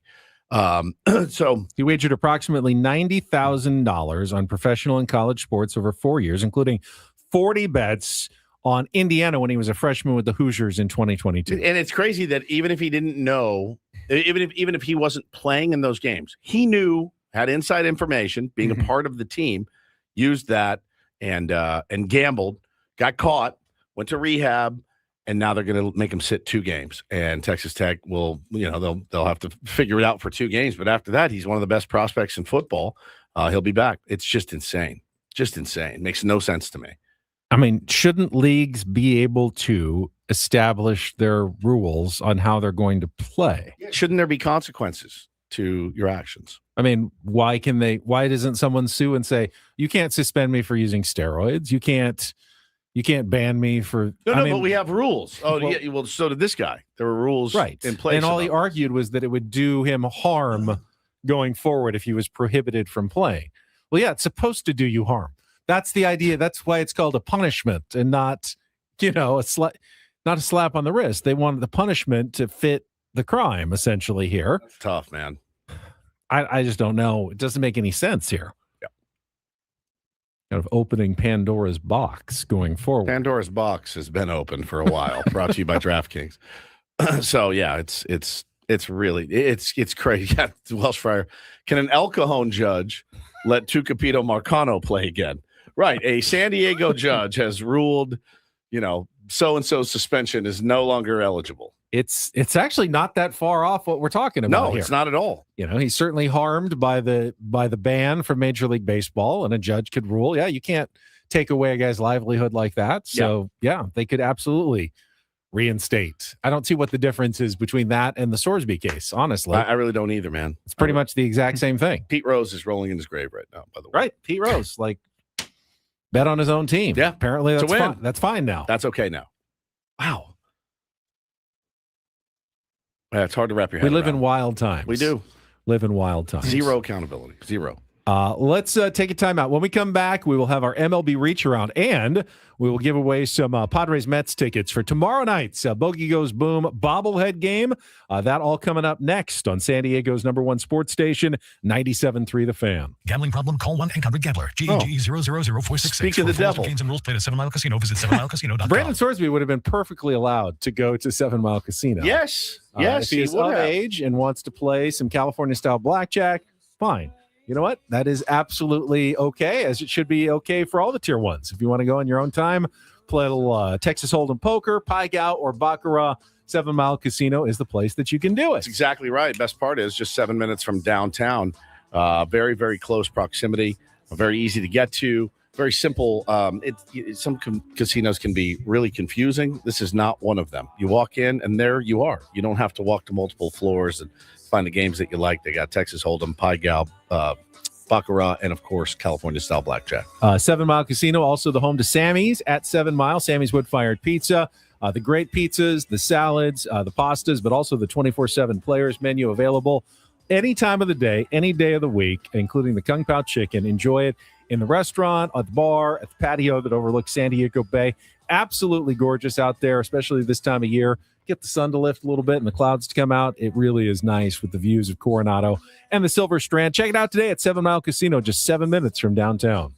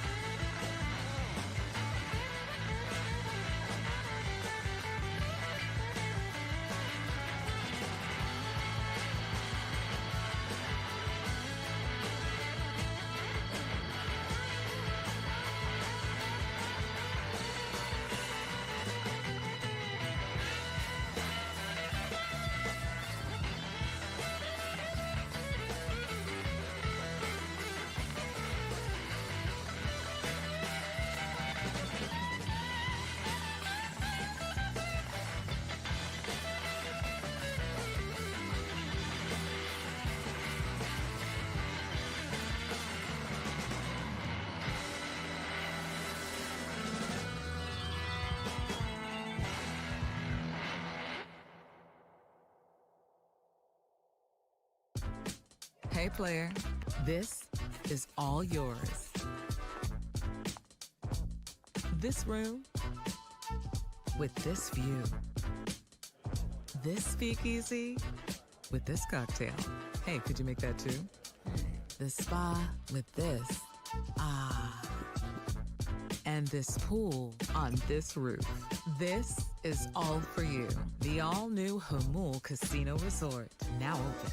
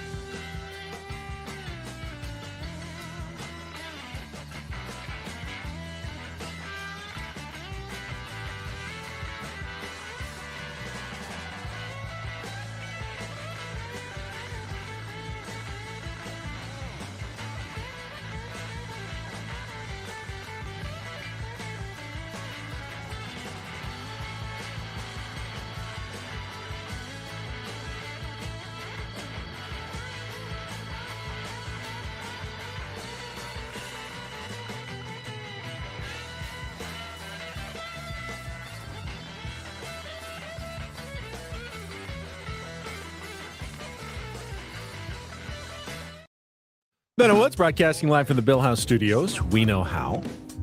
Going to give away some Padres Reds tickets. I said Padres Mets tickets. That was the last series. You can give those away. I don't know. They're really not of They're much expired use anymore. It's the Reds who are coming into town tonight. I got the first matchup, as we mentioned, Andrew Abbott going up against Walker Buehler. And then tomorrow's Chase Burns against Lucas Giolito. Can I ask you something real quick? Yeah. Is Walker Buehler our best pitcher right now? Yes. Yeah. Semi-excited to see Walker Buehler compete on the mound. I'm not saying like it's a good thing or bad thing. I think right now today, is he the best starting pitcher we have? Numbers-wise, Michael King has the best ERA, but Walker Buehler has been competitive lately, more so than Michael King. Andrew Abbott has thrown against the Padres 4 times in his He's given up at least one run, I predict. He's got an ERA of 0.98 and 24 Ks in 4 appearances against the Pods. But those were the good Padres. Oh, he hasn't faced these he hasn't Padres. faced these Padres yet. There's a whole different animal that he's got. Might have to change things up a bit. Wednesday, Brady Singer against Michael King. That'll be a day game on Wednesday at 1:10. And then the Padres off on Thursday. We'll have an Epic Wings, Epic Padres roundtable. Then hit the road to face the Baltimore Orioles, St. Louis Cardinals, and Texas Rangers on their next road trip. As I mentioned, so these next 4 series got 2 weeks to try to, play some better baseball, because after that, you got a really tough stretch of the season of the schedule before the All-Star break with the Braves, the Dodgers, at the Cubs, the Dodgers, the Diamondbacks. You've got some tough series. It's not going to be easy sledding. If you're playing better, now I'm not saying you can't win a series here or there, tread water for a while, but you're not going to make up a ton of ground, I would think, playing those teams. No. Some of the best in baseball. So this is your chance over the next 2 weeks. The Reds have been scuffling lately. We'll get to that here in our the Mets had been scuffling. Reach around. But the Mets had been scuffling as well, and you didn't take advantage of it. So I promise you, the Reds are waking up this morning. They're just yes. San Diego. We got the Padres tonight. Let's get back on track. We will tell you how they've been doing and the rest of Major League Baseball right now in our MLB Reach Around. They're doing the Reach Around. They're doing the Reach Around. Everybody's doing the Reach Around. One thing I miss when the Padres are struggling is the ability to just shrug off a bad day. Sure. Like the Dodgers had a horrible day yesterday. Sure. They got beaten by the Angels 13-5. The number 9 hitter for the Angels, their backup catcher, Sebastian Rivero, went 5 for 5 with 6 runs batted in. But it was just to avoid a sweep, and the Dodgers, they could care less. They just move right on, and they no big deal. Wash it away, and they just move on to the next day. So won a series. Padres can't do that right now. Every loss feels just an indictment and more critical than the next one, even when they're not as ugly as 13-5 to the Angels. The Diamondbacks also avoided a sweep yesterday. Mike Soroka allowed 1 run in 7 innings as they beat the Nationals 5-1. The Giants played the Sunday night game against the Cubs. Michael Busch had the walk-off single in the 10th inning for the Cubs on Saturday. Didn't happen for the Cubs yesterday as the Giants scored 1 in the first, 1 in the 10th, and that was all they needed in a 2-1 win over the struggling Cubbies, who lose the series 2 out of 3 to the Giants. Even the Giants playing better than the Padres right now. Scoring, they didn't score a lot last night. No. They had been on a little roll there of double-digit runs. It's hard to wrap your head around, honestly. I saw some fans talking about the idea of trading for Luis Rise to play some second base. We did that on this show. Like Ben brought it up. I know. Remember? Yeah. I mean, it makes the most sense if you're trying to add offense. Second base is a place you can put someone and move Fernando back to the outfield, and no one's hitting for average. We had Luis Rise, and he hit 280 here. And when he's not hitting for high average and high OBP, he's like, I agree. He'd be a world beater on this team, but again, that's the thing. I saw now, more of team. it this weekend. I was like, I don't know. I don't know about that one. I feel like if we're going to be moving guys to bring in some offense, I don't know that that's where I'm starting. Well, you have to start with the players that are available. And there aren't that many teams that are out of it right now that will have players available. Sure. Giants are one that appears to be kind of out of it. So he's one of the guys you have available. So that's where you start. Wrapping up the NL West, Brewers beat the Rockies 12-4. Old friend Gary Sanchez hit his 6th home run of the season and drove in 3. Brewers are just legit good. They're solid. One of the 3 best teams in the National League, along with the Dodgers and the Braves. Plus 105 run differential for the Braves. It's yeah, crazy. They beat the Pirates 3-2 to complete a sweep of a pretty decent Pirates team. Michael Harris II. All 3 runs came on his double in the 7th inning. That's all the offense they needed in the win. The Reds, as we just mentioned, they got swept by the Cardinals and have lost 4 straight. They fell yesterday 5-3 the final, and they've dropped like 3 or 4 games under 500 after their great start.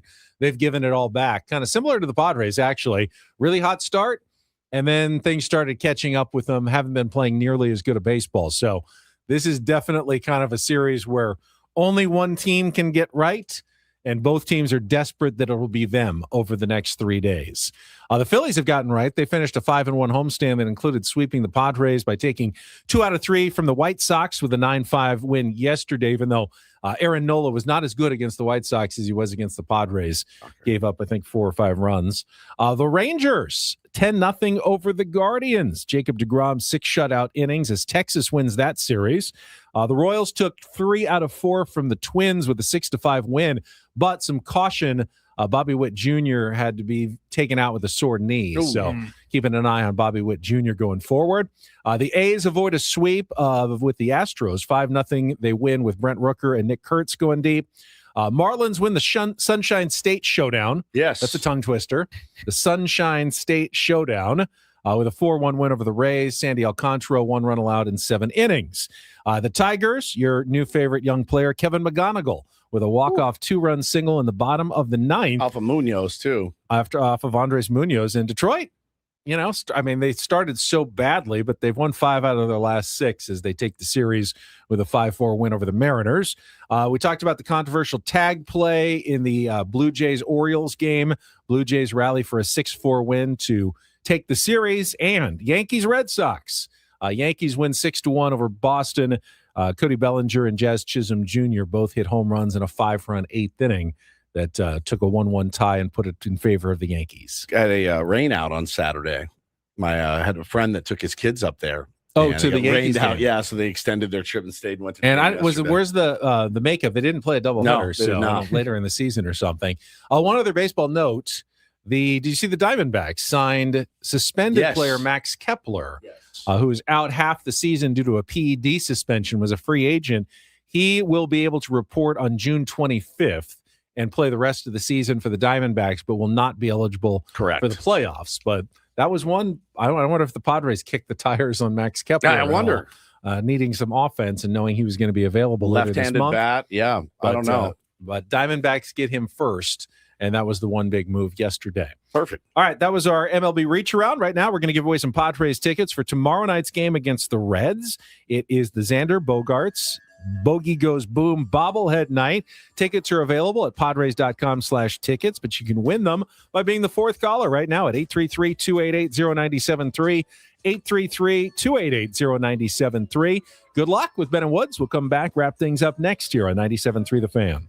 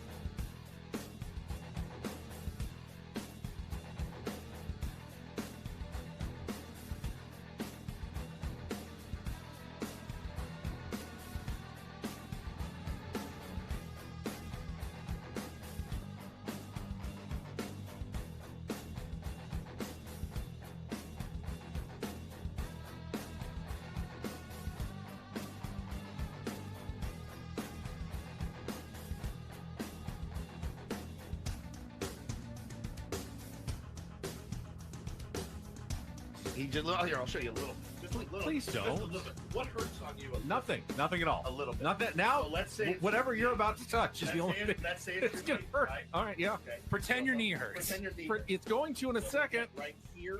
Oh, that is not pleasant. Hey, player, this is all yours.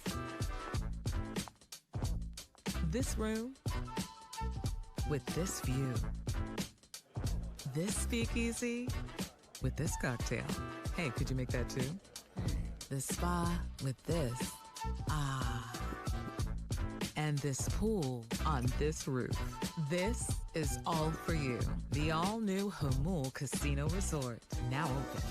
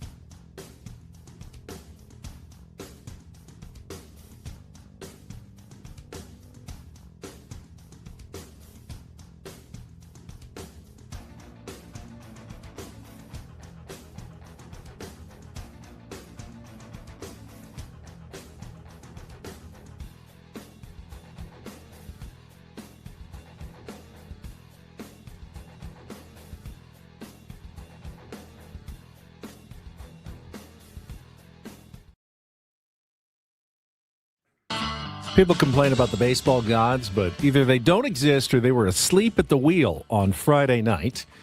Welcome back. Ben and Woods brought to you by David P. Shapiro, criminal defense attorneys, helping good people regain control of their future when charged with a crime since 2010.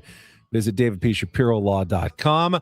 Mentioned earlier, another not great performance by Michael King. 6 innings, but 6 hits and 4 earned runs on Friday, taking a loss against the New York Mets. And it could have been worse if Juan Soto had just been running a ball out normally in the top of the third inning. Remember, top of the third, 2 outs, Bo Bichette on third after an RBI triple. Juan Soto hits a routine grounder to Seung-Won Song at second base, gets frustrated, puts his head down, kind of takes a couple of jog steps out of the batter's box and doesn't realize that Song completely booted it. But by the time he realized it, Song was able to recover and just get him in time to end the inning, costing the New York Mets a run. I was told that the baseball gods do not look kindly on such things, and the Mets probably would be punished severely for that transgression. But apparently they weren't, as they went on to win the game 5-0 anyway. I don't know if that's punishable by the baseball gods. Was that not a punishment by the baseball gods situation? I don't think so. I think the Good morning. How we doing? Good morning. I think it might be. It might be, but I usually use things for the baseball gods like getting too cocky, right? Like That's when the baseball gods usually get you. Unless you're the Dodgers. Unless you're the Dodgers. They're infallible. They literally are infallible to curses. I mean, somebody made a video. I saw it this weekend. I started dying laughing. Of course, we have That's What's In. We know that. We talked about that. That's what's in. We talked about it last week. They made this mashup of all these cringe, horrible Dodger videos. And there's like 30 of them. And they mashed it up, and I went, oh, my God. We had one. And it ruined us. It ruined our entire franchise. And I'm looking at these videos going, how do they get away with it? So maybe they don't exist. Maybe they don't. I have no idea. They're just infallible to curses. But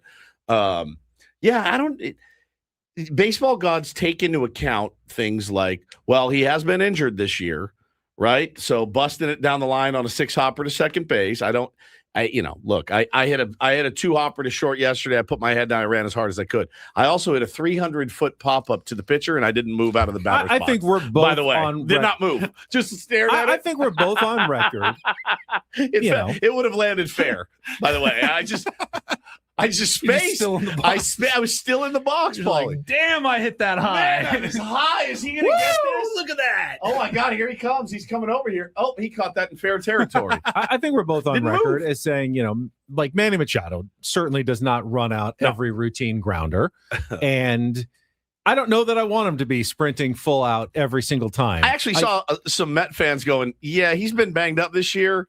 He put his head down and he was pissed. I do think that, keeping your head up, yeah, you can not be going full out, but if you've got your head up, you at least see what happened out at second base. The looking down is more what got Juan Soto rather than the not sprinting full out of the box like a banshee. Sure. I don't mind your superstar players are trying to get out there as many of the 162 games as possible, but it's the looking down that got him in that situation. Yeah.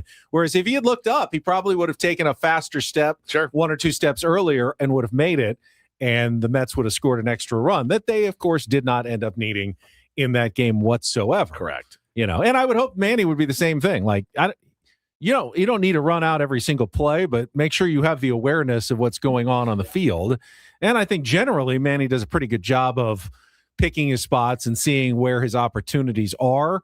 When I better be going on this one, I just hit one that I could beat this one out. He wants to get as many hits as possible, get those numbers up when he can, but he's not wasting his time on the ones where he feels like I've got like less than a 0.5% chance of anything good happening here. But thought that was interesting on Thursday. I can imagine the Mets fans, had they ended up losing that game by a run, they would have lost their minds. They would have lost their minds. But because they won that game, it doesn't end up being that big of a deal in a situation like that. So anyway, that's pretty much all my thoughts from the weekend that was for your San Diego Padres.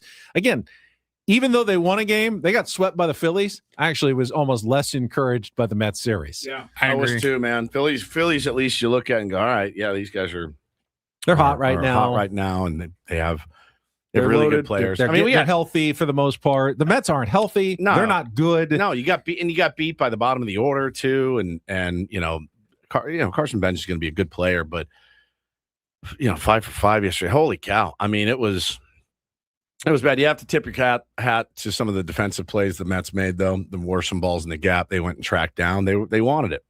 They certainly wanted it more than the Padres did. But that's that series that kind of opens your eyes a little bit and goes, all right, fine, the Phillies got me. The Mets get you, and if the Reds get you, boy, I don't envy us the rest of the week. Yeah, so. the opportunities are not getting better. No. They're going to get worse after this. That. So, the Padres need to turn things around rather quickly. Well, it's the oldest adage in baseball is you just got to go 1-0. That's it. That's what you have to do. You go 1-0 today, and that's all you can do. You can't control what you do in the series. You just can't. You have to find a way to win tonight's ball game. Execute as best you can. Don't run into outs. Don't give away outs. Things like that. But this team they've been doing all of it. They've been giving away outs. They've been poor base running, no hitting with runners in scoring position, not hitting for a ton of power, really. It's as bad as it's been for a while. Clay in the chat points out, still not worried on June 8th, 2023, 29-33. Well, we don't want the season to turn on like that one. 2024, 34-34. Yeah. 2024 was an excellent season. They were 50-50 before they really turned it on. But back in 2024, you didn't have the dire offensive grimness that you have right now. I do think there is a difference. You had a couple of spots at the bottom of the order that needed fixing. Yes. And you were going like, hey, when we get to the trade deadline, we can fix a couple of those spots. We'll fix it. There's no, I don't see a fix for this without a bunch of guys turning it around and playing much better baseball. I don't either. And with Andujar now with maybe a tight hammy, not that he's been doing much, but he ran into some early. What does it look like? What does that lineup look like tonight? I mean, they're banged up. Lefty on the bump, I believe, Abbott. I think I did this last year. I believe he is a lefty. He has owned the team, and you're going to have a lineup with probably Bowen, Samant Taylor. Do you ride Freddie for me in the hot hand right now? The 2 homers in a row. Be a third straight day behind the plate. Yeah. It's not generally what Craig Stammen's been doing this season, but yeah, I would probably throw him back out there. Squeeze as much life out of a hot streak as you can. If you're seeing it. Because I don't think Rodolfo Duran's gotten a hit in a long time either. Yeah. So I might as well put Freddie Fermin back out there. If he says he can go, let him go, especially against a left-hander. That home run on Saturday night, I was there. I was in attendance. Most unlikely home run of the season so far? Has to be, right? Don had the great set. He had never homered at Petco Park. Had he not? Wow. The only homers he had last year were on the road. So that was his first ever Petco Park home run. He's been with the team for nearly a year. Now he's got 2 of them. And here's the crazy thing. He has twice as many home runs as Fernando Tatis Jr. It's just crazy. Make it make sense. It doesn't make any sense at all. Spin it. Doesn't make any sense at all. All right, we got some topic wheel to finish out the show. Thought you'd never ask. All right. What is the best subscription you currently pay for? Ooh, that's a good one. That's a really good one. I'll go first because I actually just recently started this subscription. I finally, a couple weeks ago, joined YouTube Premium. My wife's had it forever, and I would log in and sometimes use her account to not have to worry about ads and stuff. We just upgraded to the family account, family plan, or whatever for both of us. Wow. I could never go back to regular YouTube now where you have to watch 2 15-second ads at the beginning and a bunch during the middle of the videos. It's worth every single penny. Interesting. I do think that Amazon Prime tends to give you a lot, like more than I even need them to give me. Like, I'm also I'm getting the packages thing, and then I'm also getting the streaming services and sporting events now. And like they keep adding things, and I'm going, okay, this is kind of an essential. Like every household almost they've decided needs to almost have Amazon Prime in their life. So I guess that's probably the best subscription that we pay for. Mine is my music streaming. It's Apple. I pay for both. So Spotify. Both of them. Yeah. You pay for Spotify. That and seems Apple. like an overkill. No, maybe I get Apple. I get Apple through Verizon. Okay. Yeah. Okay. So, but those are both great. And I know that, Spotify steals money from artists, but I buy the artist's album. So you can feel good about yourself. I feel good about myself. That's the thing when they say like, oh, so-and-so sold 200,000 records or whatever this year on their new album. Right. I'm like, who's buying albums? I am. Woods. Yeah, I am. I hate now that I feel like merch, albums, you name it. That you either have to obsess about your subscriptions, like monitor them. Yeah, you do. So closely, which isn't great. Like, I don't want to have to obsess about them, but then all of a sudden you're going to worry about like, how many subscriptions am I paying for that I don't need? And should I be monitoring it? I feel like on a daily basis, I should be looking and going, do I need this subscription anymore? Is there anything I'm really watching on Paramount Plus right now? Or can I let that go for a while? I remember and then the second you let him go, your kid comes up to you and goes, what happened to our Peacock subscription? This is a show that I want. And I go, fine, you can subscribe back to it again. It's kind of like this modern stressor that we didn't used to have is keeping track of all of these monthly subscriptions and trying to figure out which ones you actually do legitimately need, which ones you don't, and when you can let them go for a while before you, I don't know. I don't like it. It's not my favorite thing. I have really whittled mine down. I'm only at like 6 right now. So that's really? That's you good think for you me. are? Yeah, are you sure? I think I am. I mean, I have stuff like, food subscriptions too. Like those are like, I get like MCT oil was delivered this morning. Got it. That's a subscription service. Every That's month true. I get it, or every 6 weeks or whatever. Like it's not just digital. app subscriptions, but yeah, it's I don't a like lot. I don't like the ones that you subscribe and then they keep charging you. Like there was one that I had. I was like, buddy, I canceled this thing in time, and it auto renewed somehow. We get the New Yorker magazine. Yeah, I do too. I have tried No, I get New York Times because of the Athletic. We get the New Yorker magazine.